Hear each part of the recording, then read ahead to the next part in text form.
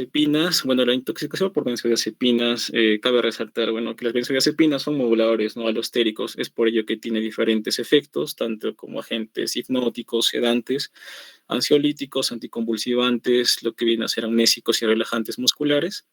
Aparte de ello, vienen a ser bases orgánicas con anillo benceno y el resto de diazepina de 7 miembros, con varias cadenas laterales que determinan tanto la potencia y la duración de acción, ¿no? Ya sea vamos a tener la clasificación de corta duración, de intermedia y de acción prolongada, ¿no?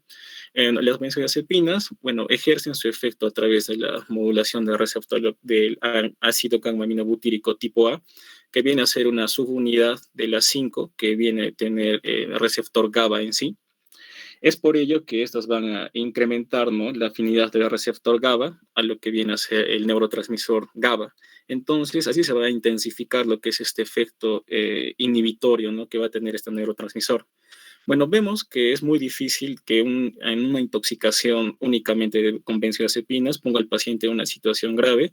Si se da esta situación, habrá que sospechar de ingesta de alcohol u otros fármacos, como por ejemplo los opioides, ¿no? En cuanto a la mortalidad por benzodiazepinas, es de 5.9 por 1 millón de prescripciones, que es una cifra muy baja, ¿no? En comparación a la de 118 por 1 millón atribuidas a lo que son los barbitúricos. Siguiente. En cuanto a la clasificación, bueno, se va a dar de acuerdo a la duración de vida media, ¿no? Vamos a tener de acción corta, que es de menos 6 horas, en el cual un agente representante podría ser el midazolam, y de acción intermedia es de 6 a 24 horas, que bueno, tenemos ahí el lorazepam, y bueno, de acción prolongada, esto mayor a 24 horas, que tenemos aquí, ¿no? Lo que es el diazepam. En cuanto a la farmacocinética, esto tiene una absorción completa por vía oral y alcanza el pico plasmático en función del tóxico. Esto quiere decir en función del tipo de fármaco y su tiempo de acción. Presenta una elevada unión a lo que son las proteínas, de 70 a 99% a lo que viene a ser la albúmina, y atraviesan lo que es la barrera hematoencefálica, ¿no? Es por ello que en una intoxicación por benzodiazepinas, uno de los síntomas va a ser la depresión del sistema nervioso central, ¿no? Su metabolización es hepática y extrahepática, con metabolitos activos, lo que origina efectos prolongados, y su eliminación es renal, ¿no? Y presenta una vida media variable que oscila entre 2 a 48 horas, que bueno, en un examen de orina también se puede detectar, ¿no? Pero este es en algunos casos, nada más de algunos fármacos. Siguiente. En cuanto al mecanismo de acción, vemos que las benzodiazepinas van a facilitar, ¿no? La actuación del neurotransmisor GABA, potenciando la entrada de cloro en una neurona posináptica, ¿no? Produciendo así una hiperpolarización de efectos inhibitorios, ¿no? Como hemos podido ver, efectos miorelajantes, hipnóticos y anticonvulsivantes.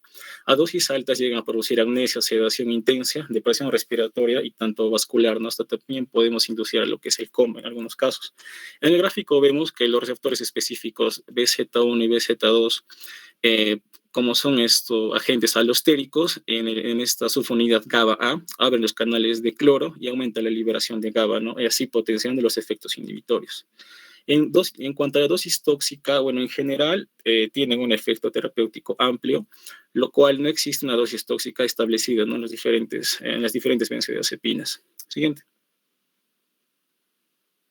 En cuanto a las características clínicas, bueno, es de acuerdo al tipo de benzodiazepina, y también por lo general esto viene acompañado de la ingestión de lo que es un agente concomitante, ¿no? Que rara vez causa una toxicidad significativa. La presencia clásica de un paciente con una sobredosis aislada con benzodiazepinas consiste en una depresión del sistema nervioso central con signos vitales normales, ¿no? Esto viene a ser importante, ya que gracias a ello vamos a hacer el diagnóstico diferencial con algunos barbitúricos y otros agentes. Otros síntomas vienen a ser la dificultad para hablar, la ataxia y el estado mental alterado. El compromiso respiratorio es poco frecuente, con ingestiones orales aisladas, pero se puede observar cuando los pacientes ingieren estos agentes hipnóticos, sedantes adicionales, tanto como alcohol o los opioides, ¿no? Es por eso que en el tratamiento también vamos a tener que optar por algunos de los antídotos, por ejemplo, en este caso la naloxona, en caso de los opioides. Los pacientes con toxicidad severa pueden presentar estupor o coma, y vemos que en un estudio observacional, en cuanto al sedante mayormente utilizado para una sobredosis intencional, el menos sedante viene a ser el oxazepam y el más sedante el temazepam, ¿no? Siguiente. El diagnóstico diferencial, vemos que en el estado mental alterado, un hallazgo común en sobredosis de benzodiazepinas, se encuentra una amplia gama de condiciones médicas y toxicológicas, ¿no? Vemos que la sobredosis de benzodiazepinas generalmente se sospecha sobre la base de la historia y el escenario clínico del paciente, y vamos a tener un síndrome, ¿no? Denominado el toxídrome nótico sedante, que se caracteriza por un estado mental deprimido y con signos vitales normales, ¿no? He ahí la descripción común de coma con signos vitales normales. Podemos hacer el diagnóstico diferencial con algunos analgésicos, por ejemplo, con intoxicación por paracetamol, algunos antibióticos, algunos hipoglicemiantes, barbitúricos, hipnóticos, algunos antidepresivos también. Y también tenemos que considerar otras causas potencialmente mortales bueno, pueden condicionar también la depresión del estado mental, ¿no? Tanto incluidas la hipoglicemia y la exposición a CO2 también, o a monóxido de carbono. Siguiente. En los exámenes auxiliares, bueno, uno más específico va a ser la prueba de toxicidad por benzodiazepinas, que, bueno, va a ser una prueba de orina en el cual vamos a detectar lo que viene a ser los metabolitos del 1.4 benzodiazepinas, como es del oxazepam. Es posible que esta prueba no detecte tanto algunos metabolitos, como por ejemplo del clonazepam, lorazepam, midazolam o alprazolam, así que no es muy sensible del todo. Algunas pruebas de diagnósticos generales es glucosa por punción digital para descartar la hipoglicemia, ¿no? Como causa de alteración del estado mental, un electrocardiograma para detectar envenenamiento del sistema de conducción por fármacos que pueden afectar, ¿no? El intervalo QRS o también el QT corregido, niveles de paracetamol y salicilatos para descartar estas coingestiones comunes, la prueba de embarazo en mujeres de edad fértil y la concentración sérica de etanol, ¿no? Es decir, alcohol. Siguiente. En cuanto al tratamiento, bueno, tenemos que hacer primero las medidas de soporte iniciales, ¿no? Realizar lo que es el ABCDE, es decir, ver en cuanto a la vía aérea, la permeabilidad, lo que es la respiración, la circulación, la hipovolemia o volemia del paciente, el deterioro cognitivo, la exposición y el examen físico que se debe realizar. Es suspender la vía oral por la depresión del sistema nervioso central y entubar, ¿no? Si el Glasgow es menor a 8, menor o igual a 8. Observar al paciente mínimo 24 horas y tratar el coma, la hipotensión y la hipotermia si ocurren, ¿no? Que son signos un poco más tardíos de lo que es la depresión del sistema nervioso central. En caso de intento suicida, consultar al psiquiatra, ¿no? Para el siguiente tratamiento que se le va a dar tal vez con litio. En cuanto a algunas recomendaciones en el tratamiento, como ya se había mencionado, es la evaluación de las vías respiratorias, la respiración y la circulación del paciente. Intubación si el globo es menor a 8. Se debe administrar oxígeno y establecerse un acceso intravenoso y emplearse una monitorización cardíaca continua. Se puede utilizar lo que es la capnografía, como puede ocurrir en algunas sobredosis graves de benzodiazepinas, lo que es la hipoventilación. Puede haber también una sobredosis concomitante de opioides y es razonable, ¿no? Como les mencionaba, lo que es la administración de naloxona parenteral. En cuanto a la descontaminación, esto se puede optar por la utilización de lo que es el carbón activado, aunque no resulta muy beneficioso en la mayoría de los casos y aparte que aumente el riesgo de lo que es aspiración con una consiguiente neumonía aspirativa. Ni el carbón activado multidosis ni la hemodiálisis son eficaces como técnica de eliminación mejorada, ¿no? También. Siguiente. En cuanto a la desintoxicación en sí, vamos a ver que existe un antídoto para la intoxicación para benzodiazepinas. En este caso es el flumacimil, que es un antagonista competitivo no específico del receptor de benzodiazepinas, ¿no? Y se puede usar para revertir la sedación inducida en una anestesia general, por ejemplo, o la sedación para procedimientos o en cuando puede ocurrir una sobredosis. El uso de flumazenil en caso de sobredosis sigue siendo un tanto controvertido, ya que la mayoría de los pacientes que tienen intoxicación por benzodiazepinas son pacientes que han tenido un tratamiento anticonvulsivante y si se le quita, por ende, ¿no? O sea, esta acción, esto puede precipitar convulsiones, ¿no? Por abstinencia de las benzodiazepinas. En adultos, bueno, la dosis inicial recomendada es de 0.2 miligramos endovenoso, administrada lentamente durante 1 o 2 minutos, y se pueden administrar dosis repetidas, ¿no? De 0.2 miligramos hasta una dosis máxima de 1 miligramo, hasta lograr lo que es el efecto deseado. Y en niños, la dosis inicial es de 0.01 miligramos kilogramo, administrada por vía endovenosa también, lenta durante 1 o 2 minutos, ¿no? Con una dosis máxima de 0.2 miligramos. Siguiente. Bueno, ahora en cuanto al punto de intoxicación por cocaína, vemos, ¿no?, que la cocaína es una droga ilegal, altamente consumida, con grandes consecuencias orgánicas, psiquiátricas y sociales. Vemos que la cocaína se absorbe bien tras el contacto con la mucosa oral, nasal, gastrointestinal, rectal y vaginal, o a través de los alvéolos pulmonares tras la inhalación. Las propiedades vasoconstrictoras de la cocaína van a prolongar la velocidad de absorción y retrasan su efecto máximo como se absorbe en las superficies mucosas, ¿no? La biodisponibilidad de la cocaína es aproximadamente el 90% cuando se fuma y de aproximadamente el 80% después del uso intranasal, ¿no? Acá podemos ver las diferentes rutas de exposiciones, ya sea endovenoso, nasal, si se fuma o si es por modo gastrointestinal, se va a consumir por vía gastrointestinal. Vemos el inicio de la acción máxima y la duración de la acción, ¿no? Aproximadamente. Siguiente. En cuanto a la fisiopatología, vemos que, bueno, el bloqueo de la recaptación de aminas y biogéneos, vemos que la cocaína va a ser un potente agente simpático mimético indirecto que aumenta, ¿no?, la disponibilidad de aminas biogéneas. En los receptores adrenérgicos, al bloquear su recaptación, ¿no?, cabe resaltar ya sea la noradrenalina, adrenalina, dopamina. Es por ello que a raíz de esta acción va a haber un aumento de lo que es la frecuencia cardíaca y presión arterial por vasoconstricción difusa, ¿no?, gracias a este bloqueo de la recaptación. Vemos que también que a dosis bajas es por ello que el exceso de dopamina a nivel central, pues es que uno de los inicios, o bueno, uno de los síntomas iniciales es la euforia en estos pacientes, y a dosis elevada puede producir ya también lo que es agitación y delirio, ¿no?, al consumo excesivo de la cocaína. En cuanto a otro punto es el bloqueo de los canales de sodio, que va a ralentizar o bloquea la conducción nerviosa y actúa como anestésico local, ¿no?, al alterar la recuperación de los canales neuronales de sodio. Vemos que también se ha utilizado la cocaína como anestésico local, por ejemplo, en la cirugía oftalmológica, ¿no? Y aparte también que tener esto en el descarte o también cuando se pide, digamos, un laboratorio, pedir un electrocardiograma, ya que puede ocasionar un ensanchamiento del complejo QRS, ¿no? También. En cuanto a la estimulación de aminoácidos excitatorios, vamos a ver que ralentiza o bloquea la conducción nerviosa y actúa como anestésico local, ¿no? Bueno, lo mismo. Siguiente, por favor. En cuanto a las características clínicas, vamos a ver que debido a la poca recaptación de aminas va a producir una vasoconstricción arterial y un aumento de la formación de trombos, ¿no? El paciente en un cuadro agudo va a llegar taquicárdico, hipertenso, con un aumento de la demanda de oxígeno del miocardio y aumento de las fuerzas de desviamiento vascular, ¿no?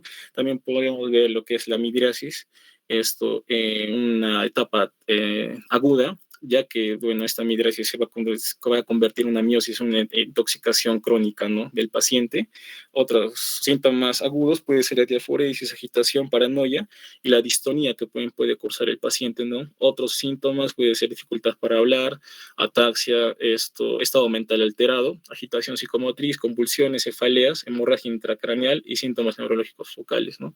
Además, puede ocasionarnos angioedema y las quemaduras faringeas pueden ocurrir cuando se fuma, en este caso, el crack, ¿no? La cocaína. Siguiente.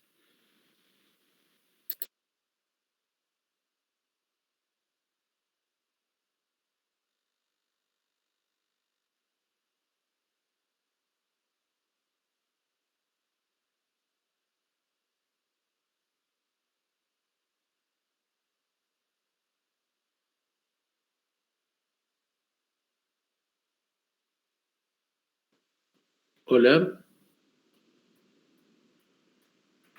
hola. Doctor. Sí, doctor, disculpe, mi compañera está teniendo un problema con Ah, el ya, yo audio. dije que de Sí. repente es el mío. No, ¿Ya? doctor, no, no. Sí, doctor, un Oh, momentito, por favor.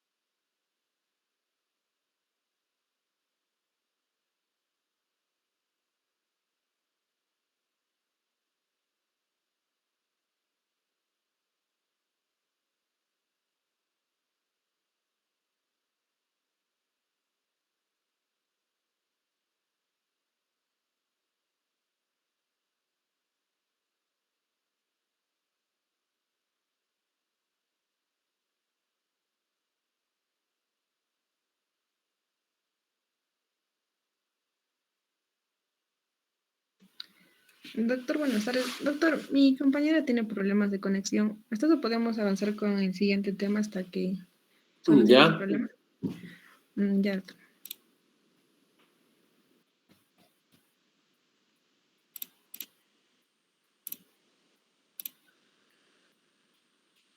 Ya, bueno. Continúa con la exposición. Acá.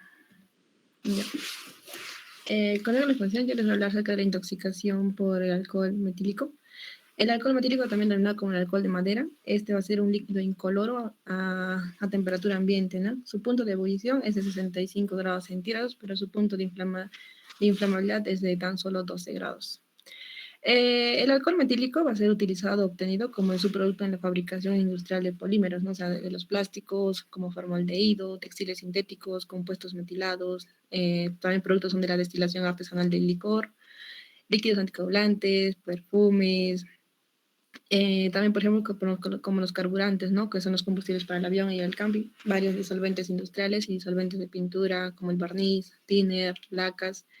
Básicamente, el alcohol metílico va a ser utilizado como el alcohol adulterado, ¿no? Reemplazado el alcohol etílico en las bebidas comunes debido a su menor costo y a su fácil obtención. No tiene propiedades terapéuticas y es considerado únicamente como tóxico, ¿no? Ahora, en cuanto a la farmacocinética, en cuanto a la absorción del alcohol metílico, este va a ser absorbido rápidamente a nivel gastrointestinal, tiene un tiempo máximo en promedio de 30 a 90 minutos y es distribuido a los tejidos a un volumen de distribución de 0.7 litros por kilogramo, similar al etanol, ¿no? En este caso, el alcohol metílico no se va a unir a las proteínas y es metabolizado por el hígado con una cinética de orden cero, o sea, va a presentar un mecanismo saturable. Y esto va a ser producto por la enzima alcohol deshidrogenasa, transformándose en formaldehído a una velocidad de 10 veces menor respecto al etanol. O sea, va a tener una velocidad entre 8 y 20 miligramos por decilitro por hora.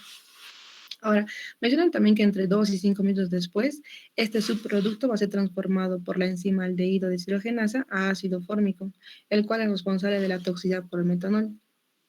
La toxicidad va a resultar de la disociación del ácido fórmico en hidrógeno y el formiato, que van a inducir una combinación de acidosis metabólica con anión GAP elevado. Y la toxicidad intrínseca del anión formiato va a inhibir, ¿no?, el citocromo C oxidasa, induciendo la reducción de la síntesis de ATP.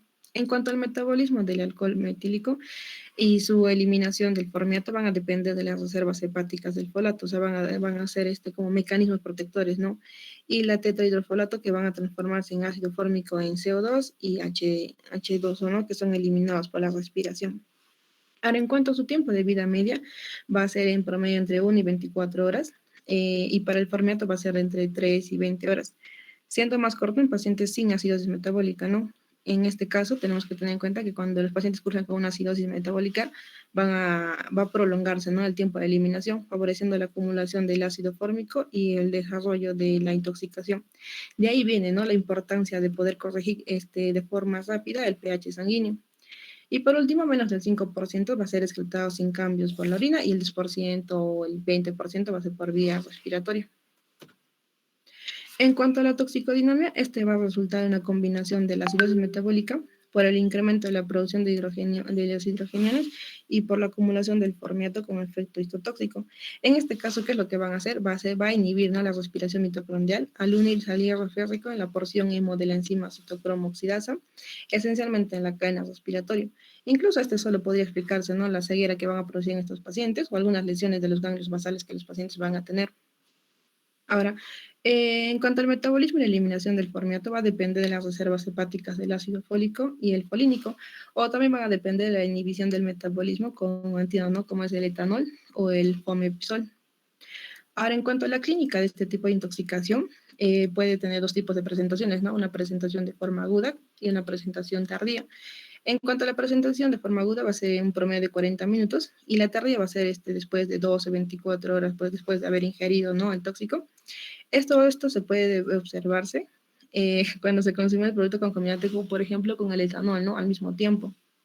Ahora, en caso de observar una intoxicación de forma aguda, nuestros pacientitos pueden presentar, por ejemplo, anorexia, confusión, cefalea, malestar general, debilidad, náuseas, hiperventilación, anemia que va a progresar, ¿no?, a la acidosis metabólica, También pueden presentar, por ejemplo, vómitos, dolor abdominal, ataxia, cambios visuales con fotofobia y visión alterada progresiva.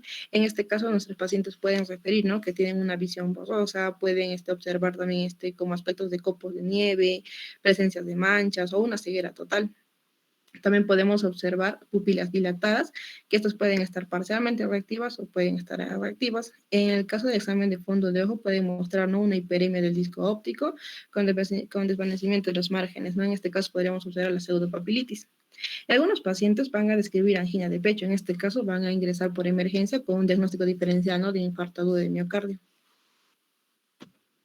Ahora, ¿cuáles son los signos de mal pronóstico? En este caso son considerados como, por ejemplo, la acidemia, rhabdomiólisis, una falla renal, presencia de convulsiones, bradicardias, hiperglicemias, la presencia de una respiración de Kussmaul, falla respiratoria circulatoria hasta el coma.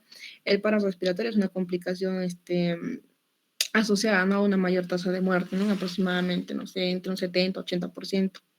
Ahora, entre las secuelas más comunes, por ejemplo, puede producir neuropatía óptica, o sea, puede producir ceguera, infartos de ganglios basales con parkinsonismo, encefalopatía tóxica y polineuropatía. Entonces, como el diagnóstico, como dice acá, es difícil, ¿no?, de diagnosticar en ausencia de una historia de exposición al alcohol. Y también tenemos que tener en cuenta, ¿no? No sabemos si es que lo ha consumido o lo ha ingerido de forma simultánea con el etanol, lo que va a prolongar, ¿no?, el periodo de la latencia. Ahora, en caso de tener una sospecha, en cualquier paciente que tenga una acidosis metabólica de origen desconocido con un anion GAP aumentado, tenemos que descartando, ¿no?, la acidosis diabética y la falla renal. Entonces es posible medir cualitativamente o cuantitativamente los niveles séricos del metanol. Ahora, en caso de la concentración del metanol, si es mayor o igual a 20 miligramos por decilitro, es una dosis, es una concentración tóxica, ¿no? Es un punto de corte para determinar la suspensión del antídoto. Ahora, si tiene una dosis de una concentración mayor de 40 miligramos por decilitro, debe ser considerado muy peligroso. Y en cuanto a los niveles séricos bajos, o sea, que tenga menos de 20 miligramos por decilitro o indetectables, no van a descartar el diagnóstico, ¿no? Tener siempre en cuenta eso. Ahora, en este caso también se recomienda que se debe solicitar simultáneamente la cuantificación del metanol y el etanol en sangre.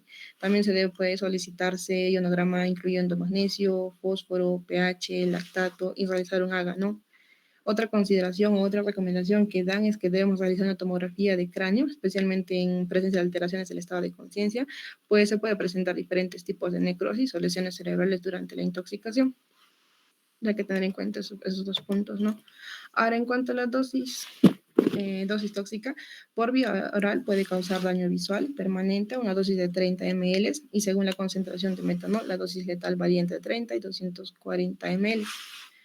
Entonces, el tratamiento debe ser de forma rápida, como dicen, ¿no? Es de forma agresiva. ¿Para qué? Para mejorar la supervivencia, porque la toxicidad en el envenenamiento por metanol depende del grado de la citoacidosis, de la acidosis metabólica.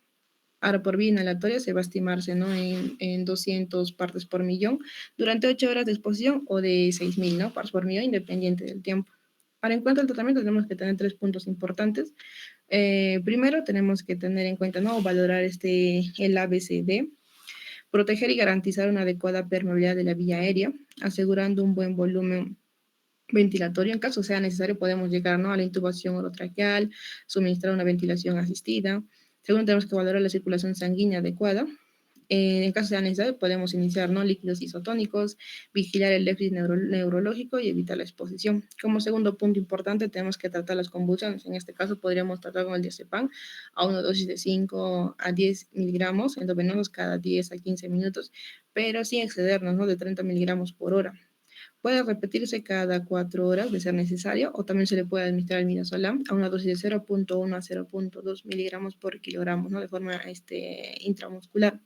Y como tercer punto, en caso de sospecha de intoxicación y ausencia de los recursos del laboratorio, deben iniciarse, ¿no?, el antídoto específico, como es el etanol, como ya lo mencioné, hasta lograr la remisión del paciente, ¿no?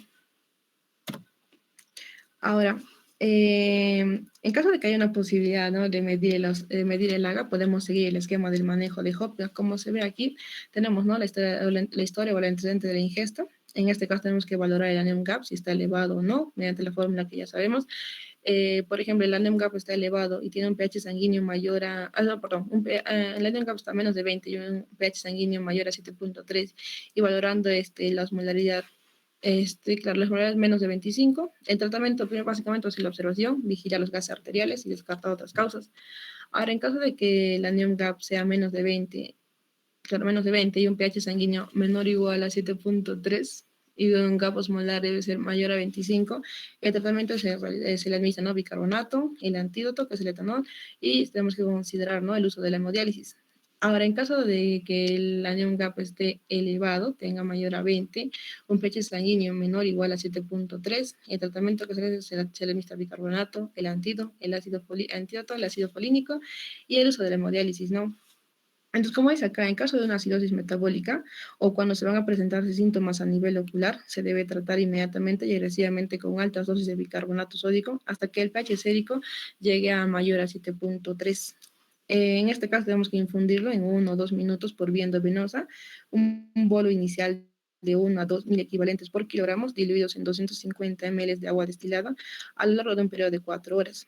Esto podemos repetirlo en caso de que sea necesario, ¿no?, corregir el pH sérico y retornar el bicarbonato a un valor normal, que sería mayor a 20 mil equivalentes por litro, ¿no? En este caso pueden llegar a un requerimiento entre 400 y 600 mil equivalentes durante las primeras horas.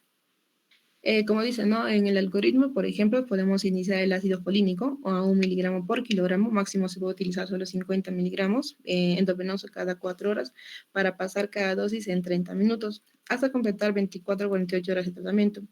En caso de que no haya disponibilidad, se puede usar, ¿no?, el ácido folínico por vía oral. Ahora, el antídoto, el etanol, ¿qué hace el etanol, no? Lo que va a hacer el etanol es inhibir la conversión del metanol en sus metabolitos tóxicos. La administración del antídoto debe mantenerse hasta que los niveles séricos de metanol sean menos de 20 miligramos por decilitro o hasta que se obtenga una prueba cualitativa negativa. Entonces tenemos diferentes presentaciones. Por ejemplo, por la vía intravenosa tenemos que disolver los 50 ml de etanol al 96% en 450 ml de dextrosa en agua destilada, ¿no?, al 5%. Esto nos va a permitir obtener una concentración de aproximadamente al 10% para poder administrar un bolo inicial de 8 ml por kilogramos de peso y continuar con un goteo de 1 ml por kilogramos por hora, ¿no? Otra alternativa de dosificación es una dosis de carga de 15 miligramos por kilogramos endovenoso y que se debe continuarse, ¿no?, con 10 miligramos por kilogramos endovenosos cada 12 horas hasta completar 2 días. La concentración de etanol en sangre debe mantenerse entre 100 y 150 miligramos por decilitro. La dosis de etanol puede reajustarse cada hora. También se pueden utilizar diferentes ecuaciones, ¿no?, para poder calcular el volumen de etanol a administrar por vía intravenosa. Por ejemplo, acá vemos en la imagen inferior, tenemos la dosis de carga en ml.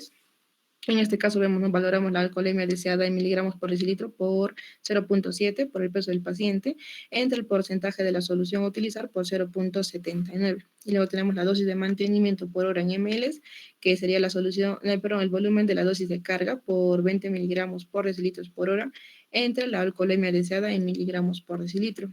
Y luego tenemos la presentación oral, o también podría hacerse, ¿no?, por la administración por zona nasogástrica. Iniciar con un bolo de 3 ml por kilogramos de etanol al 30%, continuando, ¿no?, con 0.3 ml por kilogramos por hora.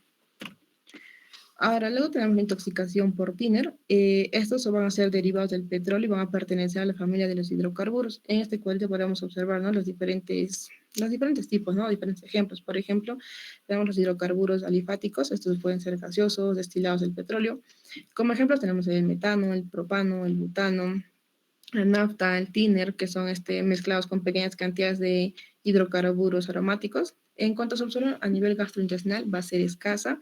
Luego tenemos los hidrocarburos aromáticos. En este caso encontramos al benceno, al tolueno, al sileno. Y no va a haber va a existir, ¿no?, una absorción a nivel gastrointestinal. Y luego tenemos los hidrocarburos halogenados, que en este caso pueden ser alifáticos o aromáticos. Entre sus ejemplos tenemos, por ejemplo, el tetracloruro de carbono, los cloruros de metileno, los tricloroetilenos, ¿no? En este caso van a tener buena absorción a nivel gastrointestinal y van a ser muy volátiles. Entre los signos y síntomas tenemos, por ejemplo, estos son por ingestiones accidentales. En escasa cantidad, por ejemplo, menos de 1 ml por kilogramos, van a presentar tos, sofocación, vómito, leve depresión del sensorio de corta duración. Se puede acompañar, por ejemplo, de fiebre, puede estar asociada a una neumonitis química, ya sea aspirativa, que a veces va a complicarse con una neumonía bacteriana. Va a tener diferentes Sintomatología, por ejemplo, a nivel respiratorio, puede presentar tos, sofocación, disnea, cianosis, tirajes de intercostal, respiraciones rudas, vamos a auscultar, ¿no? Sibilancias, disminución del murmullo vesicular, vamos a hacer rales, pueden presentar también fiebre, ¿no? A partir de los 30 minutos. En este caso pueden presentar injuria severa precoz, o sea, va a ser menos de 24 horas. Podemos observar epiglotitis, edema pulmonar, hemorragia pulmonar, cianosis y puede llegar, ¿no?, hasta la muerte. En caso de una injuria tardía, que va a ser entre las 72 horas hasta las 96 horas, puede presentar neumonitis, neumonía, neumotoras. En este caso podemos hablar de un enfisema subcutáneo, neumomediastino, neumopericardio, una neumonía lipoidea. Y eso pueden ser producidos, ¿no?, por la vaselina o por aceites lubricantes. En cuanto a los signos neurológicos, por acción directa sobre el sistema nervioso central, en este caso los pacientes pueden presentar euforia, somnolencia, cefalea, depresión del sensorio, incoordinación, convulsiones y hasta el coma. A nivel cardiológico, acaba de existir una mayor sensibilización a nivel miocárdico hacia las catecolaminas para presentar arritmias, miocarditis, y en este caso muerte, ¿no? En caso de la muerte van a ser más frecuentes con los hidrocarburos aromáticos y los halogenados. En los inhaladores por la hipoxia, como por ejemplo el uso de la bolsa, el estimia por el tolueno, se llega más rápidamente a una fibrilación ventricular y al paro cardíaco. Entre otros síntomas, por ejemplo, a nivel digestivo, van a presentar náuseas, ardor de fauces, epigastralgias, vómitos, dolor abdominal. A nivel renal puede presentar hemoglobinuria, o sea, van a necesitar el uso de hemólisis, va a haber presencia, ¿no?, de hemólisis, albuminuria. Por ejemplo, podemos observar pueden aparecer una insuficiencia renal aguda. A nivel hematológico puede haber leucocitosis, hemólisis. A nivel dermatológico, quemaduras, dermatitis de contacto. Y a nivel oftalmológico va a haber una irritación de la córnea y a nivel de la conjuntiva. En cuanto a tratamiento, tenemos que tener dos medidas principales, que son las medidas generales y las medidas específicas. En cuanto a las medidas generales, principalmente tenemos que valorar, ¿no?, el ABCD. Y en cuanto a las medidas específicas, tenemos que valorar si es una ingesta intencional o es una ingesta no intencional, ¿no? En caso de una ingesta no intencional, a una escasa cantidad de menos de 1 ml por kilogramo, primero, no se va a provocarse el vómito. Segundo, no se hará el lavado gástrico, no se debe administrar el carbón activado. Se puede realizar el lavado de boca, o sea, ya sea con agua. En este caso también podríamos sacar la ropa contaminada, ¿no?, y lavar la piel contaminada con agua y jabón. Nebulizar con oxígeno humidificado, en caso de que existan signos respiratorios, y mantener un ayuno de 4 a 6 horas. Ahora, por ejemplo, en este caso tenemos que hablar dos puntos importantes: si se encuentra el paciente sintomático o asintomático. En caso del paciente sintomático, estamos obligados, ¿no?, a realizar una radiografía de tórax y su AGA y mantener al paciente en observación un mínimo de 24 horas aplicando medidas sintomáticas. En caso de un paciente asintomático, lo que se hace en este caso es controlar, ¿no?, de forma ambulatoria en un promedio de 1 a 2 días con exámenes clínicos del aparato respiratorio, por ejemplo, una radiografía de tórax, un hemograma. Y básicamente a los 10 días vamos a tener que realizar una radiografía de tórax, ¿no?, para poder otorgar el alta. Y en caso de una ingesta intencional, lo que se debe hacer es efectuar, ¿no?, el vaciamiento gástrico únicamente cuando la ingesta no es cuantificable o se refiere que no ha ingerido el paciente mayor a 1 ml por kilogramos y no hubo vómitos, o si el hidrocarburo es de vehículos o otros tóxicos, ¿no?, como los plaguicidas, metales pesados y entre otros. Segundo, tenemos que realizar con gran cuidado la aspiración gástrica, de ser posible con intubación endotraqueal con el manguito inflable. Tercero, tenemos que indicar el carbón activado, ¿no?, como absorbente. Y por último, tenemos que internar al paciente, ¿no?, para un control y un tratamiento sintomático. Y por último, tenemos la intoxicación por inhalación. En este caso, tenemos que retirarlo del ambiente. Podemos nebulizar con oxígeno al 100%. En una intoxicación por contacto cutáneo, tenemos que realizar un lavado con abundante agua en un promedio de 10 a 15 minutos, realizando un tratamiento local de la lesión, ¿no? Y en caso de intoxicación por contacto ocular, es lo mismo, pero sería, la diferencia va a ser a nivel del lugar, ¿no? Entonces, acá se debe realizar un lavado con abundante agua durante 5 a 10 minutos a nivel oftalmológico para evaluar y tratar las lesiones.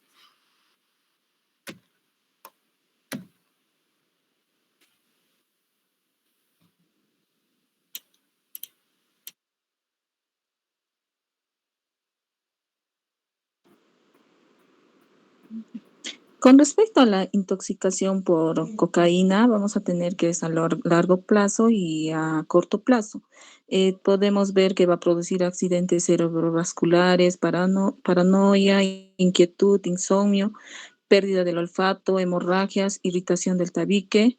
También produce paro respiratorio, dificultad para respirar, tos, asma, vasoconstricción, hipertensión, arritmia cardíaca, rotura de la aorta, infarto. También produce náuseas, dolor abdominal, gangrena en los intestinos, malnutrición y una disfunción sexual y también lesiones en la piel. Siguiente, por favor. Con respecto a las pruebas adicionales, vamos a tener la prueba de benzoilegonina, también la glucosa por punción digital, electrocardiograma, los niveles de acetaminofén y salicilato y la concentración sérica de etanol y la prueba de embarazo en mujeres en edad fértil. Siguiente, por favor. Con respecto al tratamiento inicial, uno de los principales tratamientos va a ser el oxígeno, que es un suplemento que se debe administrar solo cuando va a ser necesario. Y si va a ser necesario, también al paciente se le debe intubar traqueal, que va a permitir la secuencia rápida. Y también esto sugerimos que no se utilice lo que es la succinilcolina. Siguiente, por favor. En la terapia de primera línea, vamos a tener primeramente en el manejo, vamos a ver las complicaciones cardiovasculares derivadas de la intoxicación aguda, la sedación con benzodiazepina, que es el diazepam, que va a ser una dosis inicial de 10 miligramos intravenoso, luego de 5 a 10 miligramos intravenoso cada 3 a 5 minutos, hasta que se va a controlar la agitación. Luego tenemos lo que es la hipertensión, inducida por cocaína refractaria o sintomática, que es la fentolamina, para contrarrestar los efectos vasoconstrictores de alfa-adrenérgicos. Va a ser en bolo intravenoso, que va a ser una dosis de 5 a 10 miligramos intravenoso, de 5 a 15 minutos, según va a ser necesario. Con respecto al tratamiento temprano del dolor torácico, se va a manejar con aspirina, que es de 325 miligramos, con recubrimiento no entérico, para que el paciente mastique y trague. Luego tenemos la nitroglicerina, que es sublingual, de 0.3 a 0.4 miligramos cada 5 minutos, hasta que se alivie el dolor total en 3 dosis. También tenemos lo que son los bloqueadores de canales de calcio, que va a ser con terapia complementaria, el diltiazem intravenoso de 0.25 miligramos por kilogramo, que va a ser una dosis promedio de 20 miligramos intravenoso, y esto se puede repetir después de los 15 minutos si es necesario. Siguiente, por favor. Luego tenemos la intoxicación por el alcohol etílico. Primeramente es una sustancia derivada de la fermentación de carbohidratos vegetales que pueden ser espontánea, pero va a ser susceptible a la catalización por acción de microorganismos, así como la Saccharomyces cerevisiae. Siguiente, por favor. Según su farmacocinética va a permitir la absorción rápida y adecuada por cualquier vía. El pico sérico va a ser entre 30 y 120 minutos y su volumen de distribución va a ser de 0.56 a 0.721 kilogramos. El metabolismo va a ser principalmente por el alcohol deshidrogenasa, que va a ser hepático y gástrico, y también va a producir una menor proporción en el sistema microsomal oxidativo hepático. Eso va a ser importante en los alcohólicos por el fenómeno de inducción. También tenemos un bebedor social, puede eliminar de 15 a 20 miligramos por decilitro por hora de etanol en alcohólicos y la eliminación va a ser mayor. Del 5 al 10% del alcohol va a ser absorbido y se va a eliminar por el aire aspirado y la orina y el sudor. Siguiente, por favor. Tenemos la toxicodinamia, sus efectos tóxicos agudos van a ser múltiples, multisistémicos y van a estar asociados a gran número de factores. Los efectos más notables en la intoxicación aguda va a ser sobre el sistema nervioso central, va a ser su acción antagonista sobre el receptor N-metil y D-aspartato y GABAérgica en el receptor GABA, lo que va a facilitar la entrada del cloro a las células. Siguiente, por favor. Según la clínica, va a producir una depresión del sistema nervioso central no selectiva, pérdida de la inhibición, optimismo y un aumento de la sociabilidad de la autoconfianza. Va a comprometer la atención y el juicio, que va a producir una inhibición de la corteza cerebral. También proporciona nistagmus postrotacional, que va a ser enrojecimiento facial, hipotensión, hipotermia, diaforesis y alteraciones en la coordinación motora fina con diametría. También produce adiacocinesia y alteraciones en la convergencia ocular y disartría. Y en niños va a producir lo que es convulsiones, trastornos metabólicos, acidosis metabólica, hipocalemia, hipomagnesemia, y hipocalcemia y hiperamilesemia. Siguiente, por favor.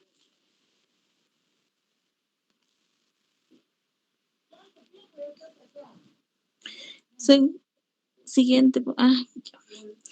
Según la clínica, el sistema nervioso va a producir atrofia cerebral, degeneración cerebral y neuropatía sensorial, incluso va a producir encefalopatía hepática. En lo que es el sistema cardiovascular, produce arritmia que se van a acentuar con los trastornos electrolíticos, que va a producir hipocalemia o hipomagnesemia. Y en el sistema gastrointestinal va a producir pancreatitis aguda, sangrado digestivo y gastritis que va a ser inducida por alcohol, esofagitis y síndrome de Mallory-Weiss y duodenitis. Y en el hígado va a producir lo que es una infiltración de la grasa, hepatitis alcohólica, incluso va a producir cirrosis, hipertensión portal, ascitis y sangrado de varices esofágicas y cetoacidosis alcohólica. Siguiente, por favor. Según el diagnóstico, para diferenciar entre intoxicación y embriaguez, la intoxicación es por ingesta de cualquier cantidad de alcohol. No todos los pacientes intoxicados con alcohol etílico van a estar embriagados. Según la embriaguez etílica aguda, se va a evaluar la presencia de signos de impregnación en el sistema nervioso central y se va a utilizar la evaluación clínica, que es la alcoholemia indirecta a través del contenido del alcohol en aire expirado. Y al interrogatorio vamos a tener al paciente, tenemos que preguntarle antecedentes patológicos, antecedentes de uso de medicamentos u otras sustancias o antecedentes de si consume alcohol. Siguiente, por favor. Tenemos luego lo que es la intoxicación alcohólica aguda, que primeramente es evaluar la glucometría, el ionograma, el pH y también gases arteriales, como es el nitrógeno ureico, la creatinina, amilasa sérica, CPK total, citoquímico en orina, alcoholemia, y también un EKG y un rayos X de tórax si sospechamos de una broncoaspiración. Y las concentraciones séricas va a ser mayor a 300 miligramos por decilitro, si va a haber alteraciones neurológicas severas, coma o también depresión respiratoria. Y en consumidores crónicos, la concentración para presentar las manifestaciones tiene que ser mayor. Siguiente, por favor.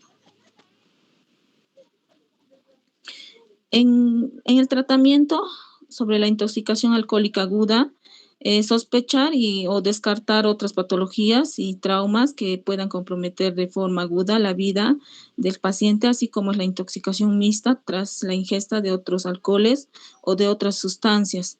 También determinar si existen procesos infecciosos. Luego, observar por un periodo no menor de 6 horas, dependiendo de la condición clínica del paciente y la presencia de complicaciones o también otras patologías. Siguiente, por favor. El manejo de urgencias, realizar lo que es el ABCD, proteger y garantizar lo que es la permeabilidad aérea, asegurar el acceso venoso y administrar los líquidos intravenosos, que es solución salina al 9% o lactato de Ringer. También iniciar la vía oral tan pronto del estado neurológico del paciente lo permite y lo tolere. También mantener adecuada temperatura corporal. No se recomienda la descontaminación gástrica, solo se recomienda la aspiración del contenido gástrico usando lo que es la sonda orogástrica, previa intubación orotraqueal, en ingesta masiva del etanol en un tiempo no mayor de 45 minutos y gravemente intoxicado. Siguiente, por favor. Administrar también tiamina, 100 miligramos endovenosos en forma lenta. Eso es para en alcoholismo crónico y desnutrición. Luego, administrar en hipoglicemia, que va a ser necesaria una infusión de 0,5 a 1 gramo de dextrosa por kilogramo de peso. Y instaurar en bolo intravenoso de 200 miligramos, el DAT 10%, y también continuar infusión de 25 a 50 mililitros por hora y seguir realizando la glucometría seriada. La agitación inicial de la intoxicación alcohólica en la mayoría de los casos no va a requerir manejo diferente de la observación. En caso de agresividad y agitación extrema va a ser necesario realizar las medidas de sujeción e incluso sedarlo vigilando estrictamente al paciente. Con aloperidol, dale dosis, dale de 2 a 5 miligramos intramuscular hasta en 3 dosis, y en niños de 0,01 a 0,1 miligramos por kilo en dosis máximo, que va a ser de 0,5 miligramos, dosis total. El riesgo de prolongar el QT, realizar el electrocardiograma.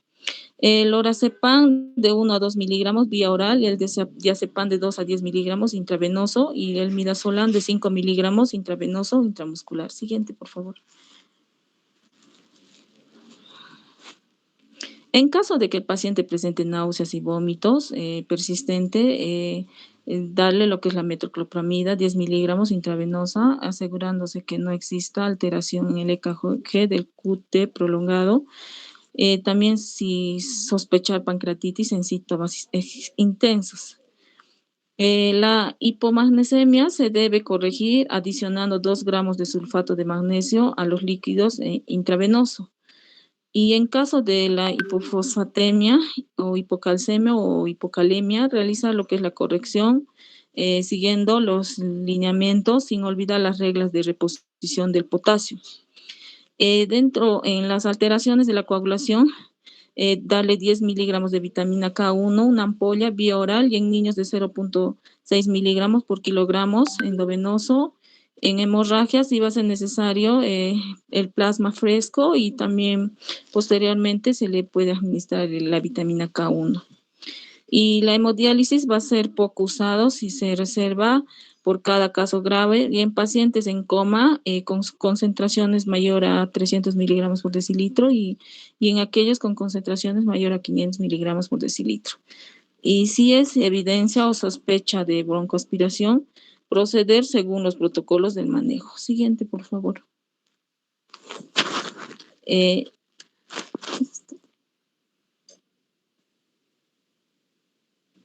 Eso sería todo. Gracias, doctor.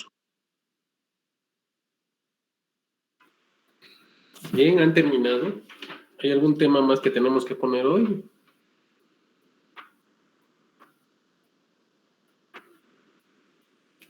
Creo que no. En cuanto a lo que... Doctor, sí, tenía que exponer también el siguiente grupo, doctor, de Ya. Fiorella y Benjamín. A ver, vamos.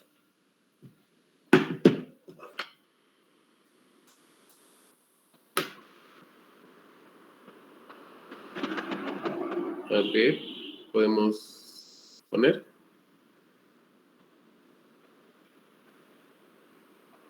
Doctor, en un ratito lo compartimos, por favor. Ya.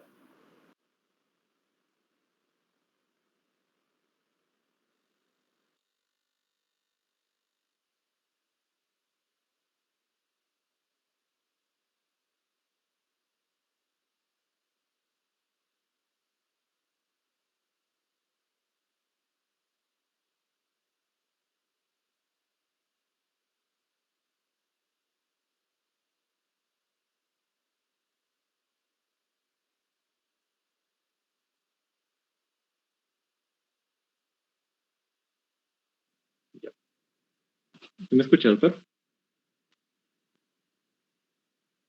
Adelante. Ok. Doctor y compañeros, buenas tardes. Vamos a hablar a continuación de la intoxicación por monóxido de carbono y la esofagitis por cáustica. La siguiente, por favor.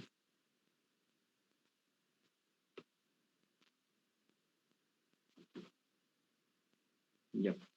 Primero vamos a hablar acerca de las características de este gas, que es el monóxido de carbono. Es un gas tóxico producido por la combustión incompleta de materiales orgánicos que contienen carbono. Entre ellos tenemos al gas, a la gasolina, el carbón, el petróleo, el tabaco, la madera, entre otros. Vamos a ver que este es menos denso que el aire y esto va a facilitar su dispersión, ¿no? Entonces, en cualquier ambiente que esté muy poco ventilado se va a dispersar con mucha más facilidad que el otro. También va a pasar desapercibido porque no tiene ningún olor, es incoloro igualmente, y no va a irritar las mucosas, lo cual va a facilitar mucho el que haya intoxicaciones cuando este no es percibido. Siguiente. Vamos a ver que vamos a tener distintas fuentes. Hay una fuente endógena, inclusive de monóxido de carbono, ya que este es un producto final del catabolismo de la hemoglobina y otros grupos hemo. Pero la saturación de la carboxihemoglobina va a ser nada más del 0.4 al 0.7%. Esto se puede elevar en algunos cuadros, como sería la anemia hemolítica, donde se aumenta la producción endógena del monóxido de carbono, pero esto no va a provocar ningún síntoma de intoxicación, ya que es algo relativamente fisiológico. En cantidades fisiológicas, este monóxido de carbono endógeno va a funcionar como un neurotransmisor inclusive, y a bajas concentraciones va a modular la inflamación, la apoptosis, la proliferación celular, y también va a regular la biogénesis mitocondrial. Entonces, la principal fuente para una intoxicación va a ser exógena, por combustión de materiales con carbono en ambientes que sean pobres en oxígeno, ya sea por maquinarias de combustión interna, como los motores de los automóviles, la contaminación ambiental, en forma doméstica por calentadores de agua, cocinas, chimeneas, donde haya poca ventilación, y también en incendios, ¿no? Que es también la causa más frecuente de muerte por intoxicación por monóxido de carbono, por la combustión también de materiales de construcción. En personas que consumen tabaco, al menos un paquete diario produce un 5 a 6% de carboxihemoglobina. Esto igual en los fumadores pasivos, ¿no? Y otros compuestos se pueden degradar a monóxido de carbono, aunque no lo tengan en su composición, ¿no? Por ejemplo, el diclorometano, ya que es metabolizado a monóxido de carbono en el hígado. Igualmente, el cloruro de metileno es metabolizado a monóxido de carbono en el hígado. Siguiente.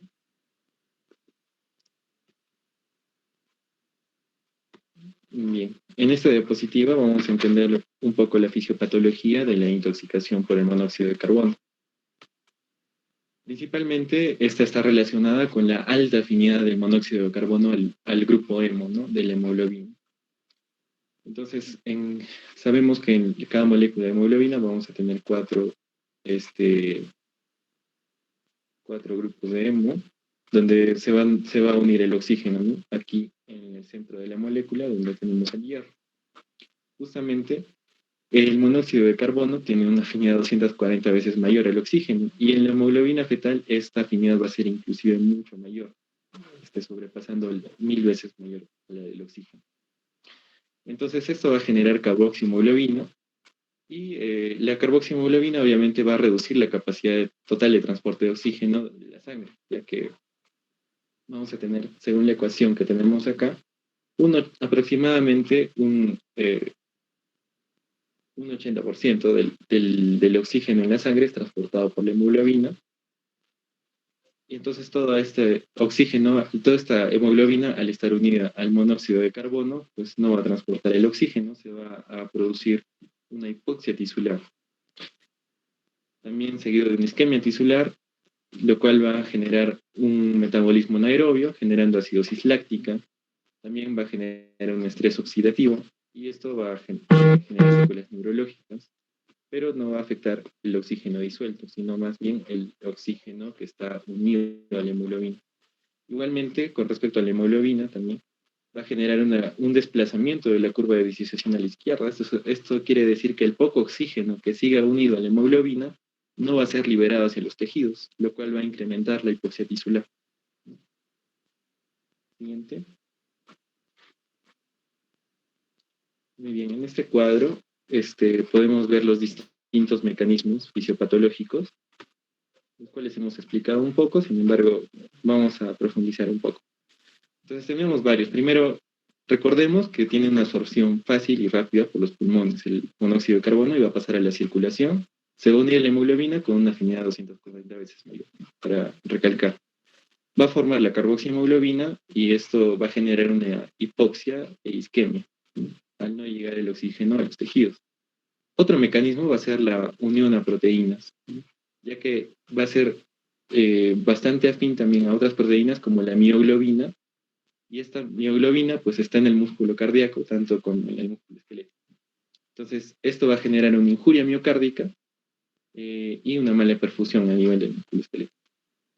Vamos a tener también que va a haber una degradación de ácidos grasos insaturados, y esto provoca una peroxidación lipídica con desmilinización reversible a nivel del sistema nervioso central. Y esto también va a ser responsable de varias manifestaciones clínicas neurológicas en la intoxicación por monóxido de carbono. Otro mecanismo sería la liberación del óxido nítrico, tanto de las plaquetas y del endotelio, que va a generar una lesión de reperfusión típica con vasodilatación y síncope. Además va a favorecer la adhesión leucocitaria a la microvasculatura sanguínea. Otro mecanismo sería el daño celular directo, esto debido a la unión del monóxido de carbono al citocromo oxidasa, y esto va a impedir la respiración celular y la síntesis de ATP a nivel mitocondrial.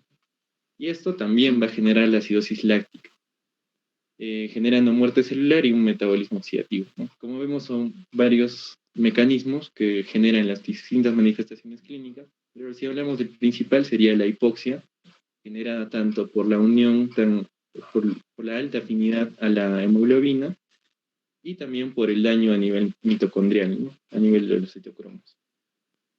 Siguiente.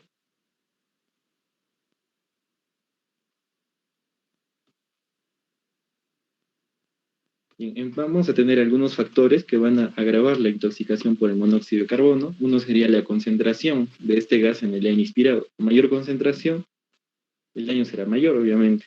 También el tiempo de exposición, el volumen por minuto respiratorio, ¿no? Esto explica por qué en los niños son más susceptibles, ya que su frecuencia respiratoria suele ser un poco más elevada que en un adulto. Entonces eso significa que va a inhalar mucho más, un mayor volumen de este gas. También las comorbilidades como cardiopatías, factores de riesgo neurológicos, respiratorios y anemia. También en lactantes, embarazadas y en los ancianos van a ser más susceptibles. Y vamos a tener van a ser más susceptibles a aquellas personas con un mayor índice metabólico.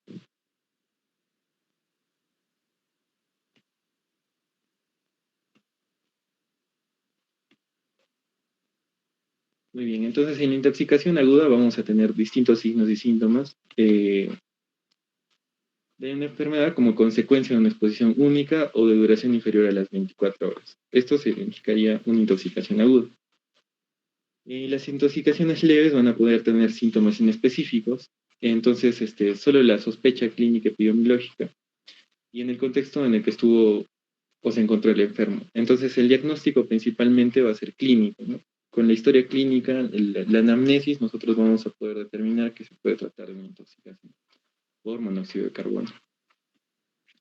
Vamos a tener las primeras manifestaciones, va a predominar los síntomas neurológicos como la cefalea, la disminución de la agilidad mental, la somnolencia, la ataxia, mareos y dolor abdominal y diarreas. Si la intoxicación se va a prolongar en el tiempo, van a aparecer mareos, trastornos de la visión, disnea, astenia, taquicardia, hipotensión y alteración del estado de conciencia.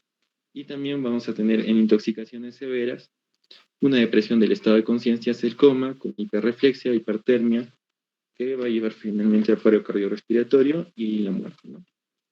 Siguiente. Bien. En esta línea temporal podemos ver cómo influye tanto la concentración del monóxido de carbono como la duración de la exposición, ¿no? Entonces, a medida que la exposición sea de menor tiempo, vamos a tener síntomas más leves como fatiga o la cefalea.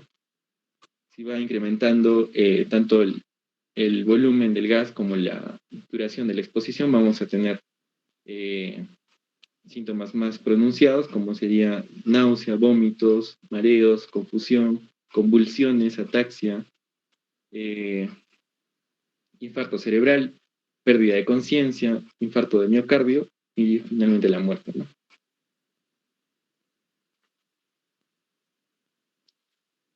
Vamos a tener distintos síndromes neurológicos que van a ser secundarios a la exposición, ¿no? Estos no se van a presentar inmediatamente. Vamos a tener un síndrome neurológico persistente, que este se define como un cuadro neurológico que va a persistir luego de la administración de oxígeno y al recuperar la conciencia. Es decir, el paciente parece recuperado, al menos en el nivel de conciencia. Sin embargo, van a persistir las otras manifestaciones, como sería la paresia o la parálisis de miembros, la excitación psicomotriz, la cefalea, las manifestaciones cardiovasculares residuales. Y el manejo de estos pacientes va a ser principalmente la terapia con oxígeno hiperbárico, ¿no? Al menos en 5 sesiones en forma diaria y hacer una evaluación clínica también de forma diaria. Siguiente. La segunda manifestación, el segundo síndrome neurológico va a ser uno tardío, que este consiste en una encefalopatía anóxica con manifestaciones neurológicas y psiquiátricas, y este va a aparecer después de un periodo de latencia de hasta 40 días. 40 días después de la exposición, recién pueden aparecer estos síntomas tras una aparente recuperación completa, ¿no? Y las manifestaciones van a ser alteraciones de la conducta, desorientación temporoespacial, extrapiramidalismo, afasia, ataxia, alteraciones cognitivas, hipoacusia, nistagmo, neuropatías periféricas y convulsiones y coma vegetativo.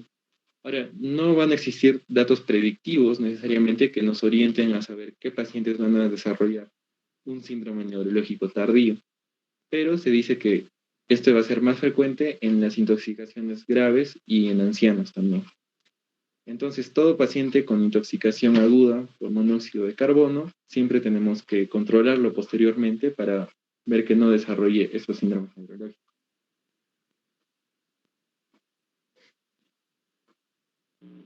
Bueno, con respecto al diagnóstico, tenemos que ver el examen físico, donde vamos a ver el interrogatorio. Acá, la presencia de diferentes signos y síntomas van a depender de la magnitud de la intoxicación y la susceptibilidad individual. Entonces, al evaluar al paciente intoxicado, se debe prestar especial atención a la adecuada ventilación y perfusión de los tejidos, a la historia de exposición, cuánto duró, la fuente que lo ha expuesto, a ver si hay hubo otros expuestos.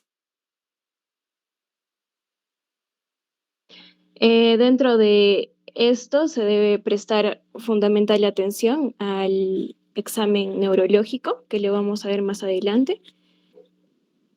Y se tienen que tomar en cuenta, por ejemplo, en la piel, la palidez o cianosis, a nivel gastrointestinal, si hay náuseas y vómitos, a nivel pulmonar, en intoxicaciones graves, el edema pulmonar no cardiogénico especialmente, a nivel cardiovascular, este puede presentar precordialgia, arritmias como taquicardia o bradicardia, más común son las taquicardias, hipotensión arterial, esto va a ser de severidad, e insuficiencia cardíaca. A todo esto, los pacientes cardiópatas, pese a que puedan tener niveles bajos de carboxiemoglobina, puede haber una descompensación cardíaca. A nivel oftalmológico vamos a ver las alteraciones de los colores y alteraciones visuales, como es la disminución de agudeza visual, hemianopsia homónima o amaurosis también. Y en el examen de fondo de ojo se va a observar edema de papila, hemorragias retinianas, venas retinianas de color rojo brillante. Lo que decíamos que hay que tener bastante cuidado, que es en la parte neurológica, puede venir con cefalea, ataxia, síndrome confusional, agitación psicomotriz, letargia, convulsiones, estupor, coma, también debilidad muscular, mialgias, hipotonía, incluso relajación de esfínteres, el mutismo acinético, que va a ser especialmente en lactantes, en intoxicaciones severas, y una pérdida brusca de conciencia. También podemos evaluar la parte neuropsiquiátrica, donde el paciente debe estar con la habilidad emocional, juicio crítico dañado, cuadros de psicosis. Las exposiciones crónicas frecuentemente van a producir secuelas neuropsiquiátricas a largo plazo y eso también la tenemos que tener en cuenta. Dentro de los exámenes complementarios vamos a ver análisis toxicológicos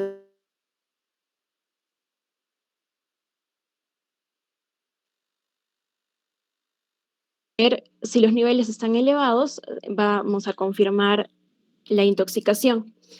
Pero si los niveles están normales o bajos, no se van a descartar, especialmente si hay elementos de sospecha clínica y epidemiológica. En pacientes que han recibido oxigenoterapia previa especialmente o que consultan tardíamente y en particular si son niños. Tenemos valores de referencia de carboximoglobina en población que no ha estado expuesta a fuentes de dióxido de carbono o monóxido de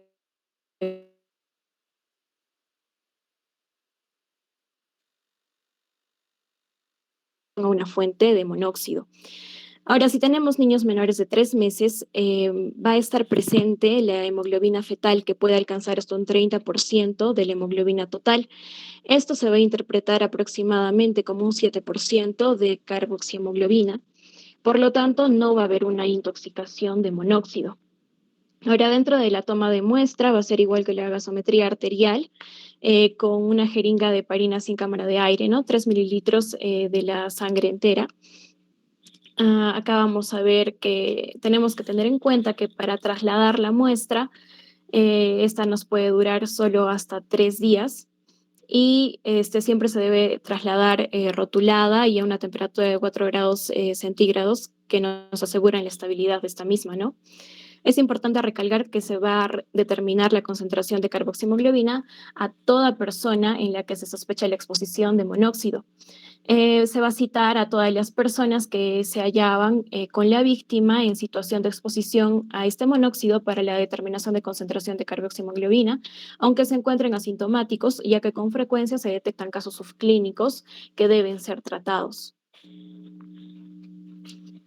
Después tenemos las analíticas no específicas como son la gasometría arterial. Acá vamos a tener específicamente dos importantes, que la medición segura de este oxígeno arterial en pacientes con intoxicación debe ser realizada mediante los gases arteriales y la cooximetría.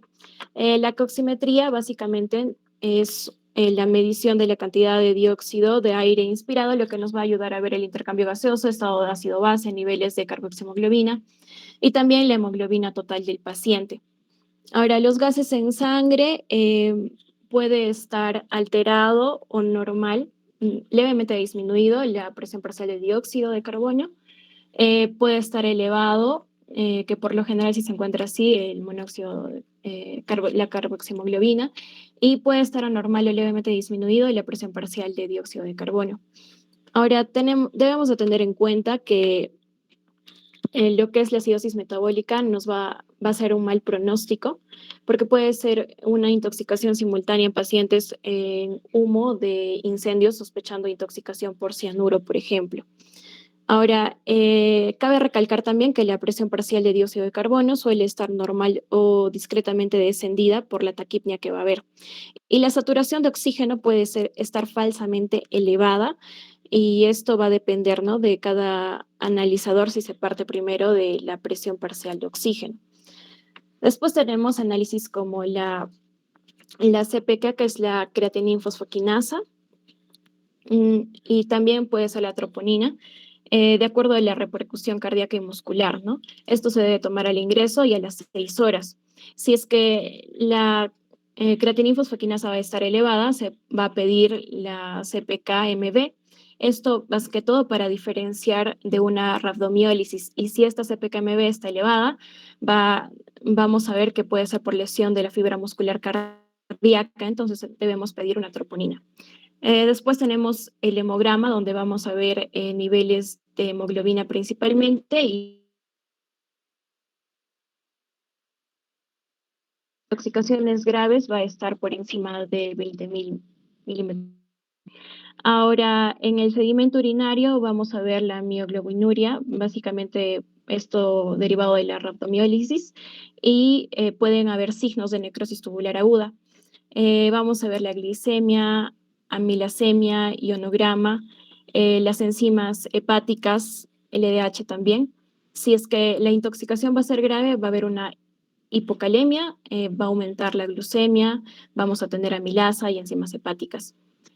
Otros exámenes que podemos ver es la uremia, la creatinemia, para ver más que todo la función renal, la alcoholemia y psicofármacos, que también puede estar incluido dentro de los análisis. Otros estudios que tenemos en intoxicación severa, en el EKG vamos a ver que hay cambios de tipo isquémico, incluso puede haber infartos también, pero es más raro.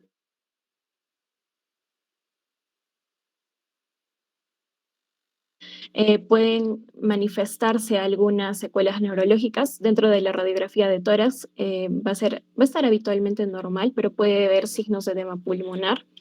Una neumonía secundaria a broncoaspiración. También podemos tener neumonitis química si la exposición al monóxido fue provocada durante un incendio.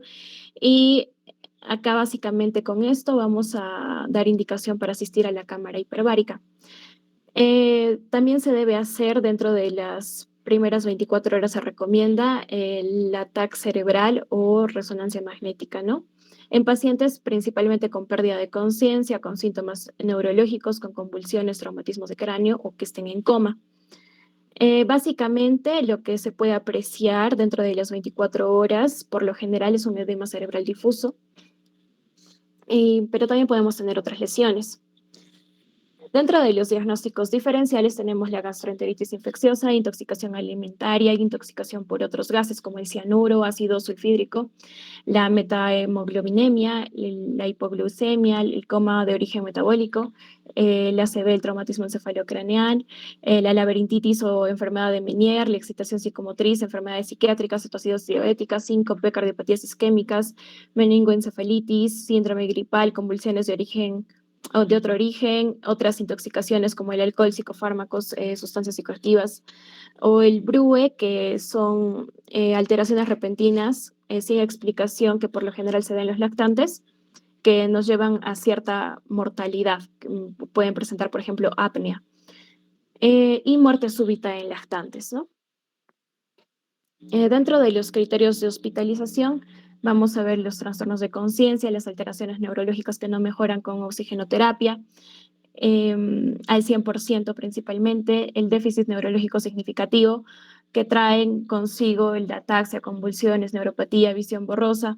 También puede haber evidencia clínica o electrocardiográfica de isquemia o arritmia cardíaca, como estábamos diciendo anteriormente, la acidosis metabólica, que es un mal pronóstico, rhabdomiólisis, en la radiografía de tórax patológica, que la paciente está embarazada y que haya habido una tentativa suicida con monóxido de carbono.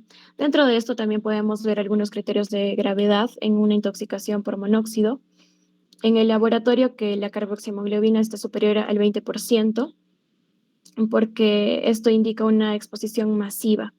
Si debe estar superior a 10% en niños y embarazadas, hay mayor susceptibilidad clínica en el sistema nervioso central que está inmaduro del feto, y la acidosis metabólica, ¿no? Algunos criterios clínicos, como ya dijimos, la parte neurológica, después en la clínica cardiovascular, alteraciones de repolarización, arritmias, angor, y parada cardiorrespiratoria revertida también.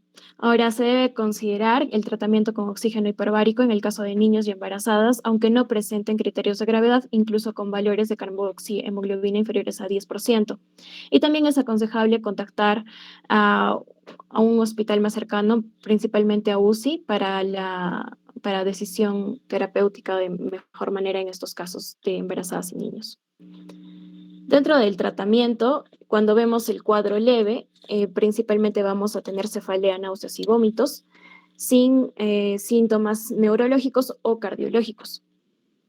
Acá principalmente debemos retirar al paciente del ambiente considerado lo más precoz posible, aplicar medidas de soporte vital básicas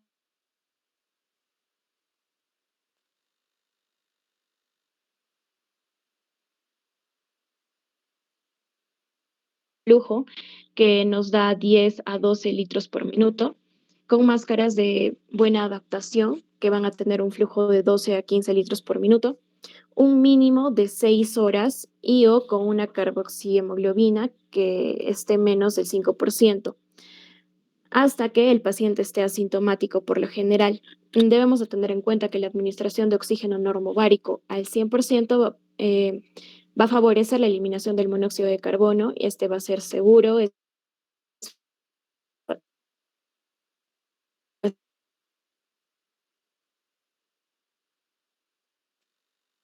Ingreso es importante que veamos si es que ha recibido oxígeno y el tiempo transcurrido desde el final de la exposición del monóxido y la obtención de la muestra. También debemos recordar que la oximetría de pulso convencional no sirve para estos casos. Por lo general se comunica a un centro de toxicología y cuando haya una nueva evaluación clínica que debería ser a las 2 horas, después de haber comenzado el tratamiento del oxígeno, debemos evaluar la parte cardiovascular, neurológica y si hay algún otro síntoma que persiste. Ahora, dentro de los criterios de internación, se va a recomendar internar en un periodo de 24 horas, a pesar de que el cuadro sea leve, a los pacientes que estén, por ejemplo, embarazadas con cualquier evidencia de exposición. El feto puede tener algún riesgo más grave. Tenemos factores de riesgo cardiológicos, neurológicos, respiratorios, si es que hay tentativas de suicidio o la determinación de la carboxihemoglobina que salga mayor al 15% dentro de la primera hora post-exposición sin haber recibido oxígeno.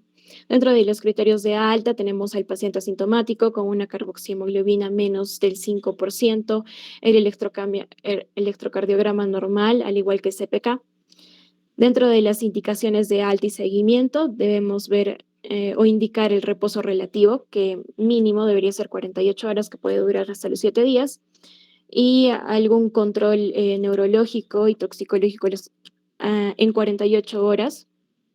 También se deberá alertar al paciente para que evite el reingreso al ambiente contaminado y corrija los factores de riesgo de exposición para él o sus convivientes. Después de esto, tenemos que tener en cuenta y recalcar al paciente que no puede realizar ningún viaje en avión durante el periodo de reposo. El cuadro moderado y severo. Acá vamos a ver, además de la cefalea, náuseas y vómitos que ha presentado en un cuadro leve, también va a presentar mareos, trastornos de pérdida de conciencia, visión borrosa, debilidad, coma y convulsiones y o síntomas cardiológicos de isquemia o arritmia.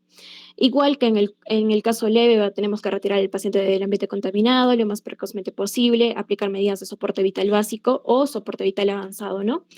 Y lo principal acá es administrar el oxígeno normovárico de manera precoz y continua con un FiO2 al 100% o lo más próximo posible a este, utilizando una mascarilla no circulante con reservorio de flujo, de alto flujo, que es 10 a 12 litros por minuto, hasta que el paciente esté asintomático, que nunca va a ser menos de 6 horas. Después tenemos que continuar con el FiO2 de 35 al 50%, indicar cámara hiperbárica en todo paciente, por lo general, y máscaras de buena adaptación de flujo de 12 a 15 litros por minuto.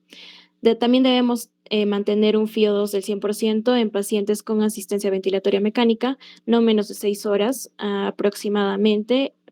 Esto es en situaciones especiales por lo general. Igual debemos extraer la sangre y determinar los niveles de carboxihemoglobina al ingreso. No olvidar anotar si ha recibido oxígeno, el tiempo transcurrido después de la exposición de monóxido. Después, si las condiciones del paciente lo permiten, para ser tratado por un oxígeno hiperbárico, tenemos que ver que el paciente no esté en asistencia ventilatoria mecánica ni con drogas vasopresoras, que es una de sus contraindicaciones. Tenemos que hacerlo en una evaluación neurológica, cardiológica, cardiograma y laboratorios específicos, que serían con la determinación seriada de enzimas cardíacas, con o sin síntomas cardiológicos al ingreso y a las 6 horas. Acá también podemos pedir troponina y CPK-MB de acuerdo a lo que veamos. Y ante el hallazgo del electrocardiograma normal con presencia o no de dolor precordial o enfermedad coronaria preexistente, debe realizarse tratamiento específico con la pertinente consulta a cardiología, ¿no? También debemos hacer un monitoreo cardíaco y control de los signos vitales, que son uno de los principales deteriorados, ¿no? Dentro del laboratorio como tal, podemos ver la gasometría arterial, el hemograma, la glucemia, el CPK, ionograma, la función renal, ¿no? Como la creatinina, uremia, orina completa, radiografía de tórax, hacer dentro de las 24 horas la tomografía de cerebro sin contraste, porque pueden haber anormalidades asociadas al deterioro neurológico persistente. Debemos de continuar con el oxígeno hasta que el paciente esté asintomático o la carboxiemoglobina está menos del 5% y debemos de corregir la acidosis metabólica cuando esté por debajo del 7.2, que esto es importante. Dentro de los criterios de internación tenemos que esté en UCI por mínimo 24 horas, si es que ha tenido una tentativa de suicidio, determinación de la carboxiemoglobina, si es que no baja y está más del 15%, si la paciente está embarazada, antecedentes de cardiopatía isquémica también. Y por lo general debemos observar lo mínimo durante 24 horas. En el alta médica vamos a ver que ya el paciente va a estar asintomático, la carboxiemoglobina debe estar menos del 5%, el electroencefalograma, el electrocardiograma va a estar normal, la CPK-MB, la troponina también van a estar normales. Y las indicaciones para el alta como tal y seguimiento es indicar el reposo y citar el control clínico una semana y al mes, la evaluación neurocognitiva en personas mayores y el neurodesarrollo en menores de 2 años, que tenemos que estar alerta a ello.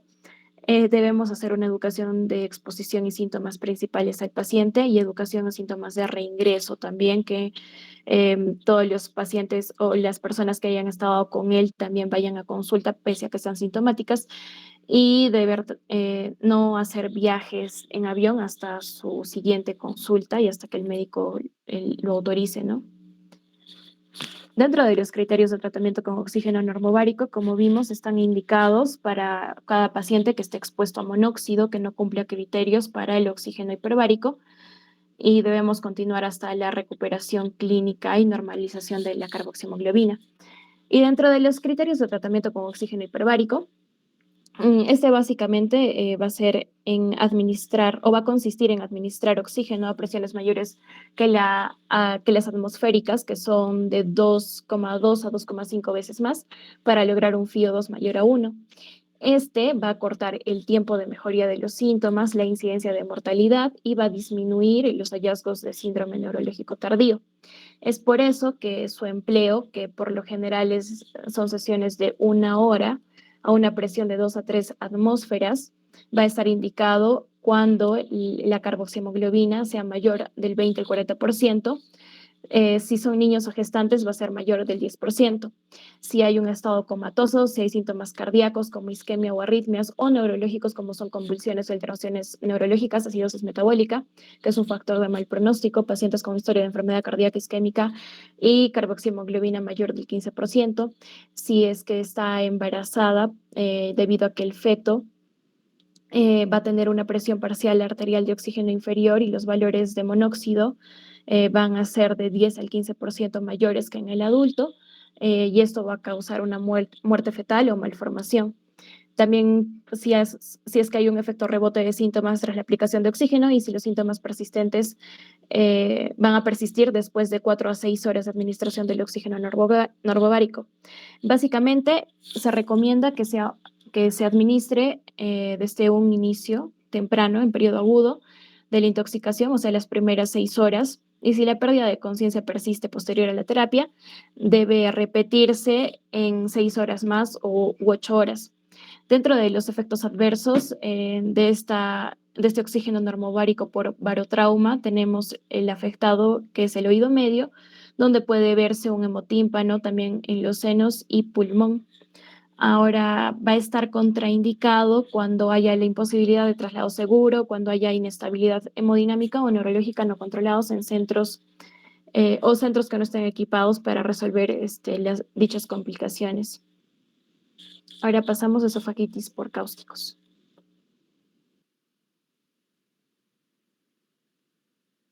Bien, dentro de la esofagitis por cáusticos, primero vamos a definir, y esto se trata de una lesión que va a ser producida por la ingestión accidental o intencionada de agentes corrosivos. Esta lesión va a estar sobre las distintas capas del esófago y va a tener un grado y una extensión variable. Generalmente no va a afectar únicamente al esófago, sino también a la laringe y al estómago, ¿no? Los sitios que van a estar principalmente afectados dentro del esófago van a ser el tercio superior, el anillo esofágico superior, también el cruzamiento del bronco izquierdo y la impresión del callado aórtico, ¿no? Le considera un problema de salud pública importante, principalmente en los países occidentales o desarrollados, y se relaciona a variables socioeconómicas y educativas por falta de prevención. Epidemiológicamente vamos a ver que afecta a 38,7 casos entre 100.000 habitantes, y nuestras poblaciones de riesgo van a ser principalmente niños, ¿no? Por ingestiones accidentales, adultos alcohólicos, pacientes psiquiátricos y con tendencia autolítica, ¿no? Esto con una ingestión intencionada, ¿no? Con fines autolíticos. Quizás la sustancia que es más ingerida es la lejía y los productos domésticos, ¿no? De limpieza. Y también vamos a ver que los cáusticos ácidos son los que generan las lesiones de mayor gravedad. Siguiente. En este cuadro vamos a ver los tipos de agentes más comunes que son relacionados a la esofagitis cáustica y los ingredientes de la sustancia cáustica. Como pueden ver, principalmente son productos de limpieza, blanqueadores, también tenemos las pilas, ¿no? De uso común, que serían las pilas de botón, algunos cosméticos, pastas dentríficas. Esto dentro de los alcalinos, y dentro de los ácidos vamos a tener igualmente productos de limpieza, productos antioxidantes, líquidos de baterías, disolventes, tintes, etcétera, ¿no? Dentro de los ácidos, recordemos que vamos a tener ácidos débiles y ácidos fuertes, siendo los ácidos fuertes los más nocivos, ¿no? En estos casos. Justamente acá vamos a explicar un poco de la etiopatogenia. Entonces, esto va a depender, el grado de daño, el grado de lesión, va a depender de si el carácter de la lesión es fortuito o intencionado. Por ejemplo, un niño que por accidente te haya tomado un sorbo no sé, de Clorox, va a ser muy diferente su lesión a la de un adulto que con intenciones autolíticas se haya tomado, ¿no? Todo el frasco de Clorox, ¿no? La lesión va a ser muy distinta. Luego va a depender también de las propiedades corrosivas de la solución ingerida, si este es álcali o ácido, ya que van a generar distintos tipos de lesión. Vamos a verlo a continuación. También va a depender del volumen, de la concentración de la sustancia y de la forma física, ya que los líquidos van a generar una mayor lesión a un sólido, ¿no? Que va a liberar lentamente el contenido, ¿no? Tanto de ácido como de alcalino. Y también el tiempo de contacto con la mucosa va a ser determinante, ¿no? Ahora, en comparación con los álcalis, los ácidos fuertes se van a asociar con mayor incidencia de complicaciones sistémicas, como insuficiencia renal, disfunción hepática, coagulación vascular diseminada y hemolysis. Acá vamos a distinguir un poco entre las soluciones alcalinas y las ácidas. Las soluciones alcalinas, recordemos que van a generar una necrosis licuefactiva, ¿no? Licuefacción y saponificación, trombosis y isquemia. Y esto va a generar también una perforación con mediastinitis o una perforación con peritonitis, dependiendo del nivel del esófago al cual se genera esta perforación. Mientras que con los ácidos vamos a tener una necrosis coagulativa, ¿sí? Entonces, también con los ácidos se ve una deglución limitada y una menor viscosidad, y esto puede generar un espasmo pilórico, pero menor daño en el esófago. Las soluciones alcalinas van a generar mayor daño en el esófago y menor daño en el estómago, porque en el estómago se van a neutralizar con el pH propio del estómago, ¿no? Bien. Con respecto a la etiopatogenia, vamos a ver en esta línea temporal cómo es que van ocurriendo los distintos daños. En minutos a horas vamos a tener primero una necrosis eosinofílica con hinchazón y congestión hemorrágica, con trombosis arteriolar y venular, y también vamos a tener isquemia. Conforme pasen los días vamos a tener un desprendimiento de la mucosa con invasión bacteriana, la fibrina va a empezar a cubrir las úlceras, y acá puede ocurrir la perforación aún, y van a aparecer fibroblastos y se va a formar el llamado molde esofágico. A los 10 días recién va a comenzar la reparación esofágica, hasta las 3 semanas donde va a comenzar la retracción de la cicatriz, con deposición de colágenos, que esta no va a empezar hasta la segunda semana. Y recién a partir del mes o a partir de las 3 semanas las ulceraciones comienzan a epitelizar, ¿no? Entonces acá vemos con respecto al tiempo, ¿no? El daño agudo, la lesión aguda al momento de la exposición a la sustancia, la inflamación y la trombosis vascular entre el primer y el séptimo día, luego va a aparecer el tejido de grado de una lesión entre los 10 y 21 días, y la fibrosis va a empezar a partir de la tercera semana.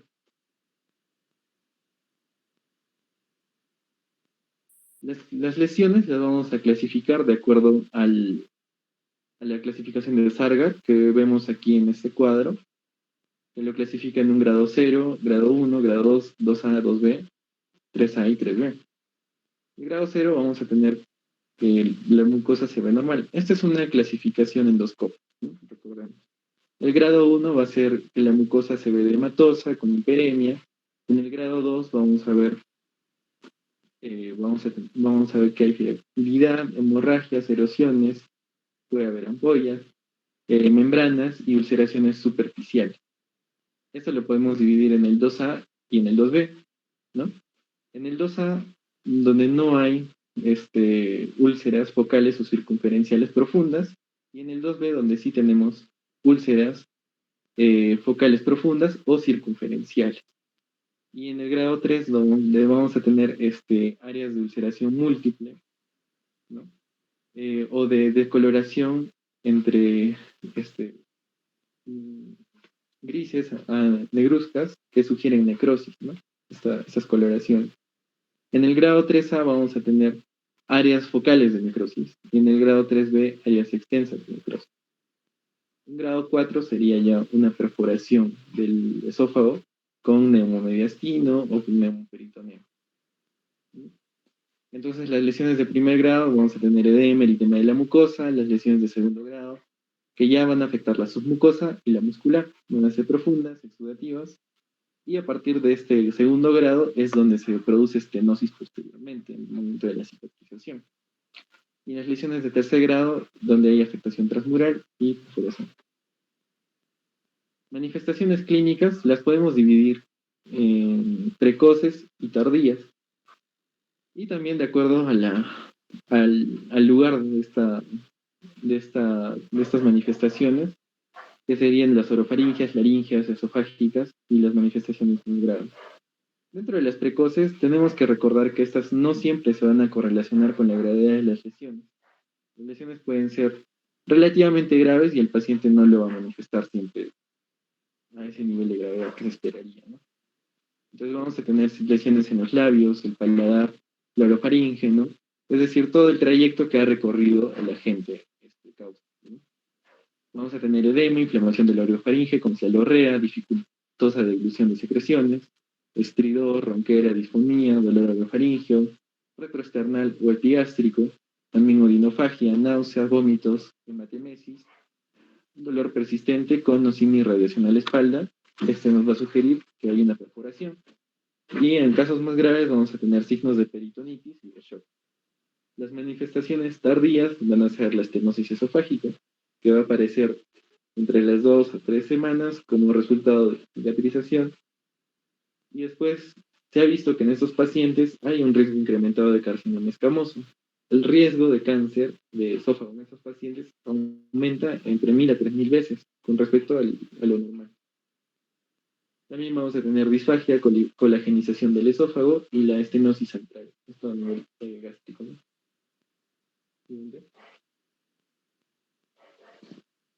Bueno, para hacer el diagnóstico tenemos que pasar por la anamnesis, la muestra del producto ingerido, la radiografía simple de tórax o abdomen, la analítica sanguínea y vemos lo que es la endoscopia digestiva, que es básicamente el patrón oro, ¿no? Porque básicamente esta va a delimitar la tomografía, extensión y gravedad de las lesiones, permitiendo establecer un pronóstico y orientar la terapéutica. Pero lamentablemente en ciertos casos va a estar contraindicada, como es en la ingestión que no ha sido voluntaria, la solución ingerida que sea de escaso volumen y si se trata de un álcali débil o un ácido en baja concentración. También si el paciente no refiere síntomas y por último, hay garantías de que el paciente vuelva a consulta si desarrolla síntomas en los días posteriores. Ahora cabe resaltar que cuando un paciente muestra síntomas o signos de inestabilidad hemodinámica, perforación, distrés respiratorio o intenso edema de la orofaringe o de la glotis, tampoco se puede hacer una endoscopía, es desaconsejable. Ahora, como podemos ver acá, en la imagen, los pacientes con grado 0 al 2 van a presentar apenas morbilidad y prácticamente ninguno desarrolla estenosis de esófago. Los pacientes que tienen el tipo 2B y 3A desarrollan estenosis del 70 al 100% de los casos y los enfermos con lesiones de grado 3B presentan una elevada tasa de mortalidad y la gran mayoría son tributarios de cirugía, ¿no? Como podemos ver acá, se debería hacer una endoscopía temprana. eh, Incluso recomiendan hasta las 48 horas, eh, porque este diagnostica, pronostica y da una decisión terapéutica, ¿no? Para saber qué hacer de acuerdo al Sargar que presente y ver si es de forma pura o mixta y ver de acuerdo a esto la ruta nutricional también. Ahora, tenemos también estudios radiológicos, como podemos ver acá, que son importantes, porque van a permitir excluir el neumotórax, neumomediastino o aire libre subdiafragmático y una expresión inequívoca de perforación. Ahora, en los casos dudosos no se puede administrar contraste hidrosoluble. También la administración de bario no está indicada en la fase aguda. Y si la endoscopía muestra extensas áreas de necrosis como un Sargar 3B, debe llevarse a cabo una tomografía tóraco-abdominal con contraste oral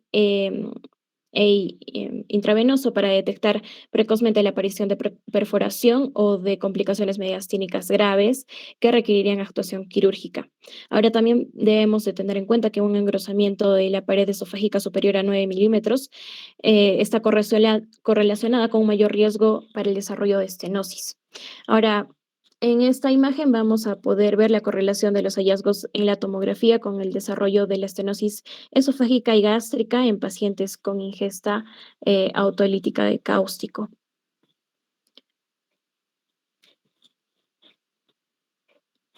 Dentro de las medidas prehospitalarias, debemos de tener en cuenta que durante el traslado del paciente a un hospital, se debe tener en cuenta la inducción del vómito, que está contraindicada dado que favorece la nueva exposición del esófago al agente corrosivo. También hay riesgo de broncoaspiración.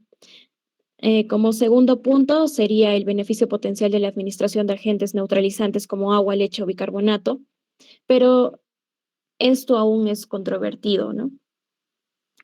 También tenemos algunos estudios experimentales que sugieren que el calor desprendido por la reacción exotérmica podría incluso incrementar el daño. También el efecto lesivo del agente corrosivo suele ser inmediato y el esfuerzo por atenuar sus efectos con una solución neutralizante no puede ser tan útil. Y como tercer punto, tenemos la maniobra de colocar una sonda nasogástrica para aspirar la solución ingerida. A menudo puede provocar náuseas y vómitos, entonces hay un aumento de riesgo a la reexposición y perforación, ¿no? Dentro de la actuación en el área de urgencias, el médico, nosotros debemos centrar la atención principalmente a tres objetivos primordiales: mantener al enfermo en ayunas, asegurar la vía aérea y estabilizar la situación hemodinámica. Después de esto, ya podemos obtener más información, ¿no? Como sería la naturaleza, el volumen, la concentración de solución ingerida, el carácter intencional de la ingestión, la administración de soluciones neutralizantes y presencia de vómitos espontáneos o autoinducidos. Y todo esto va a ser necesario para seleccionar a los pacientes que no van a requerir endoscopía, em, ya que algunos pueden ser asintomáticos porque han ingerido un pequeño volumen de álcali o ácido débil. Ahora, estos pacientes pueden ser dados de alta hospitalaria y pueden ser revisados por la vía ambulatoria, pero en el resto de casos se tiene que cumplir con el protocolo. Por ejemplo, evaluar un examen físico completo, incluyendo el pulso y tensión arterial, temperatura y frecuencia respiratoria. Después, efectuar una inspección minuciosa del orofaringe, comprobando si existen signos de edema, úlceras, exudado y pseudomembranas grisáceas o áreas de necrosis en el esófago, porque su ausencia no excluye tampoco la presencia de lesiones esofágico-gástricas. Ahora, si aparecen signos de distrés respiratorio, debe efectuarse una laringoscopía y debe insistirse en la presencia de un intenso edema de glotis, que va a ser desaconsejable la intubación, siendo preferible una traqueostomía, ¿no? Como podemos ver. Después también tenemos que iniciar las medidas de reposición hidroelectrolítica y correlación de las pérdidas hemáticas cuando estas han sido significativas. También obtener una muestra de sangre para analítica elemental y debe investigarse la presencia de leucocitosis, acidosis metabólica o coagulopatía de consumo. También debemos realizar una radiografía simple de tórax y de abdomen para la búsqueda de neumotórax, de mediastino o neumoperitoneo. Y si hay duda, podría administrarse con un contraste hidrosoluble o realizar un ataque tórax abdominal, que sería mejor. Después, en pacientes críticos o con complicaciones con grave riesgo vital, deben ser ingresados a UCI, y en el caso de enfermos con síntomas de mediastinitis, peritonitis, shock o distrés respiratorio, con mayor razón. Después, tenemos que el resto de casos deben ser sometidos a una endoscopía, y una vez estabilizada esta condición hemodinámica, se asegura la vía aérea. Y ya vamos a poder clasificar correctamente las lesiones para instaurar un tratamiento específico.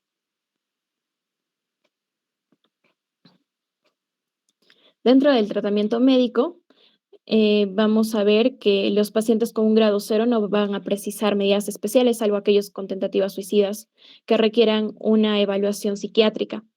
Los enfermos con grado 1 y 2 únicamente requieren dieta líquida, induciendo a alimentación blanda a partir de las 48 horas, o incluso podría ser desde las 24 horas, dependiendo del caso, y cuando el paciente no refiere odinofagia ni dificultad para la deglución de la saliva. Y en pacientes con lesiones 2B, que van a ser úlceras circunscritas profundas o circunferenciales, y 3A, que sería necrosis focal, van a requerir hospitalización, nutrición y medidas específicas para prevenir la estenosis, como podemos ver en las imágenes. Bueno, acá tenemos un cuadrito que resume todo lo que debemos hacer. Si es que hay una ingesta de cáustico, primero tenemos que ver la estabilización hemodinámica, asegurar la vía aérea y mantener la situación de ayuno. Después de eso, tenemos que sacar una radiografía simple de tórax y abdomen y ver la analítica elemental. Si es que tenemos perforación, deberíamos llevar a una cirugía urgente, lo cual, bueno, sería una cirugía urgente. Después, si es que, digamos, no hay perforación, vemos la posibilidad de endoscopía del 0 al 2A, vamos a buscar un tratamiento sintomático, la valoración psiquiátrica y si es que hubo intento suicida. Si es que tenemos un 2B a 3A, vamos a ver la nutrición nasoenteral, prevención de la estenosis, y vamos a monitorizar radiológicamente y hacer un cribado de cáncer de esófago a largo plazo, a partir de los 20 años de los pacientes. Y si tenemos un grado 3B o 4, también llevarlos a cirugía urgente. Bueno, dentro de la nutrición, Tenemos la vía nasoenteral, que carece de complicaciones sépticas, metabólicas y tromboembólicas ligadas al uso de la nutrición parenteral. Y esta debería quedar restringida a los casos que no toleran la nasoenteral o que exhiben un riesgo elevado de perforación. O sea, serían aquellos pacientes en donde en la endoscopía se revelan lesiones de grado 3, generalmente relacionadas a la ingestión de una solución cáustica de gran volumen o de elevada concentración. Dentro de los antibióticos, van a ser infrecuentes en las lesiones por cáusticos. En las lesiones de primer y segundo grado son totalmente innecesarios, pero si hay un riesgo grave de perforación, los antibióticos pueden ayudar a disminuir la infección asociada a la mediastinitis o peritonitis. Dentro de la prevención de la estenosis, vamos a ver que del 50 al 100% de los pacientes con lesiones de grados 2B y 3A van a corresponder estos, ¿no? De 50% para el grado 2B y 100% para el 3A. Con el fin de disminuir este riesgo, hay diferentes medidas que tienen eficacia, ¿no? En las primeras series, por ejemplo, se utilizan los corticosteroides por sus propiedades inhibitorias de fibrogénesis. También pero también sabemos que van a influir negativamente sobre la reparación cicatricial y van a deteriorar los mecanismos de defensa inmune y enmascaran algunos signos de infección y perforación visceral. Y ahora se sugiere más que todo en lesiones de segundo grado, porque superan a los beneficios, o a los riesgos, perdón. Algunos autores también van a ver el posible uso de stent, pero todavía no hay como un estudio que respalde todo esto. Y también se sugiere la utilización de heparina subcutánea que podría disminuir el riesgo de estenosis por sus propiedades antitrombóticas y sus efectos protectores del epitelio. Acá tenemos un resumen de todo el tratamiento que podemos dar. En las medidas generales tenemos la vía aérea, fluidoterapia, dentro de los antibióticos que podríamos utilizar, la ampicilina 200 miligramos por kilo por día, intravenosa, cefazolina 80 miligramos por kilo por día intravenosa, amoxicilina 15 miligramos por kilo por día, o si no, utilizar corticoides como dexametasona 1 miligramo por kilo por día o prednisolona de 2 a 6 miligramos por kilo por día. Y también podemos usar algunos protectores anti-H2 o los inhibidores de bomba de protones, ¿no? Como es el sucralfato, cimetidina, ranitidina o omeprazol.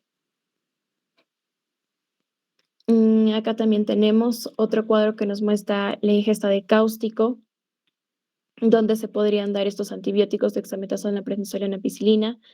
De acuerdo a la endoscopía, si tenemos un grado 0 a 1, sería el fin de tratamiento, dieta oral y alta, pero si vemos un grado 2 a 3, sería nutrición enteral, sucralfato, anti-H2, por lo general por 3 semanas, y de acuerdo a esto ver si hay una dilatación esofágica con daño tisular.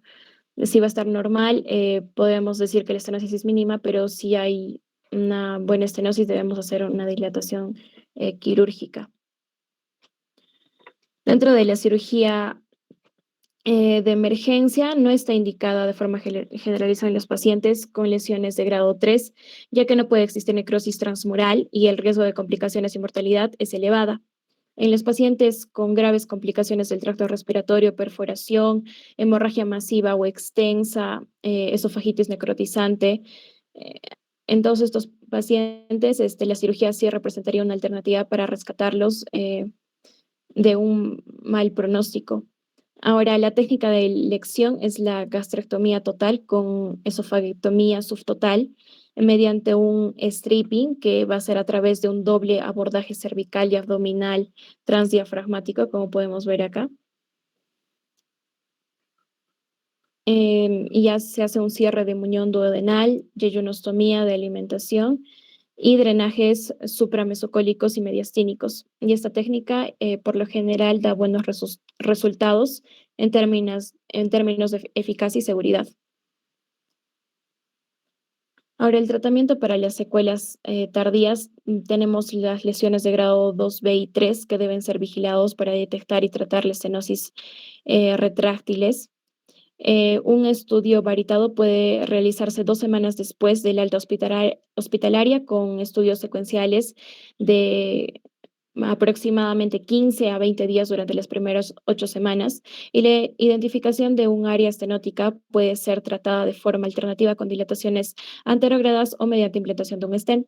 La mayoría de los autores por lo general recomiendan que se hagan sesiones a partir de la tercera a sexta semana, una vez iniciada la fase de cicatrización. En general, tenemos que saber que las estenosis cáusticas son más fibróticas, largas e irregulares que el resto de las estenosis benignas, y van a requerir mayor número de sesiones, habitualmente 5 a más, con una mayor tasa de refractariedad y de complicaciones, teniendo un porcentaje del 0,5%.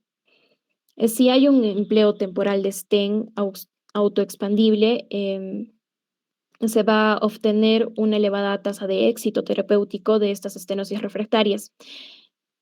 Después vemos que el fracaso del tratamiento conservador también va a obligar a considerar la esofagoplastía, siendo preferible realizarla con el colon o el ilion, dado que el estómago suele presentar afectación concomitante y los resultados funcionales a largo plazo son mejores.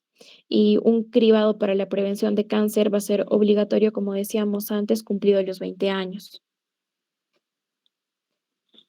Dentro de la mortalidad, afortunadamente ha disminuido bastante, ahora se estima que es menos del 1%, y esto obedece a muchos factores como son la concentración de las soluciones cáusticas, la mejoría de las técnicas quirúrgicas y más disponibilidad antibiótica que hay hoy en día.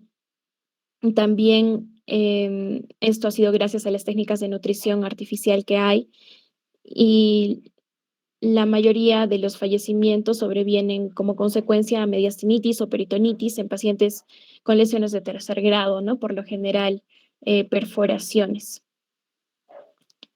Tenemos junto con esto factores de mal pronóstico, que serían la presentación diferida del paciente, quemadura faringoesofágica, perforación esofágica con complicación inmediata, estenosis radiológica mayor a 5 centímetros de longitud y calibre de dilatador utilizado en la primera dilatación.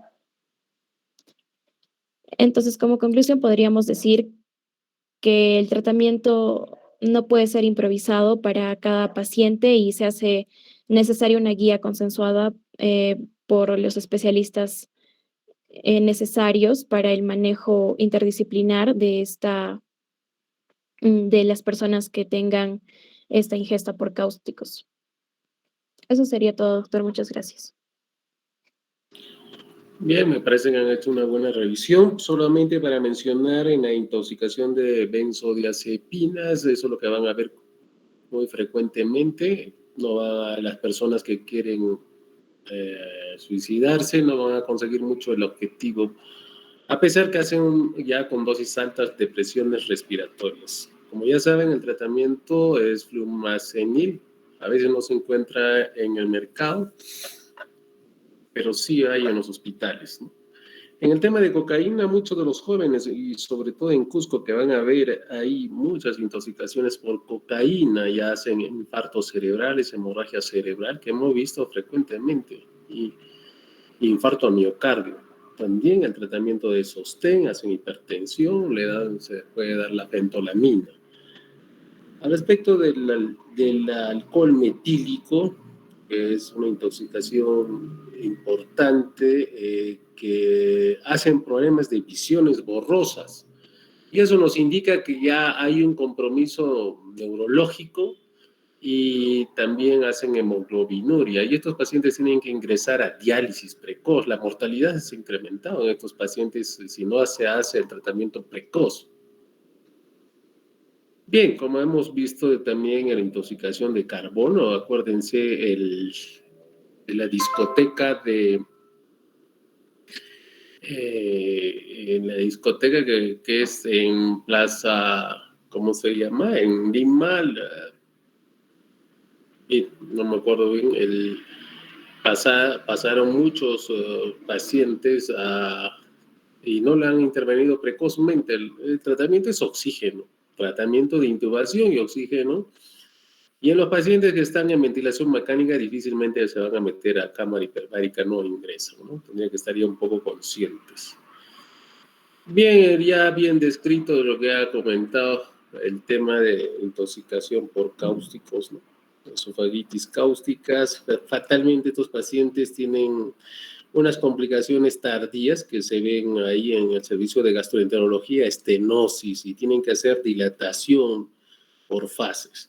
Bien, en aras del tiempo nos vamos a ver y vamos a desglosar todos estos capítulos que se ha conversado, que está bien expuesto, en las prácticas. Bien, no se olviden subir a sus exposiciones y nos vemos en las prácticas. Hasta luego. Gracias, doctor. Gracias, doctor.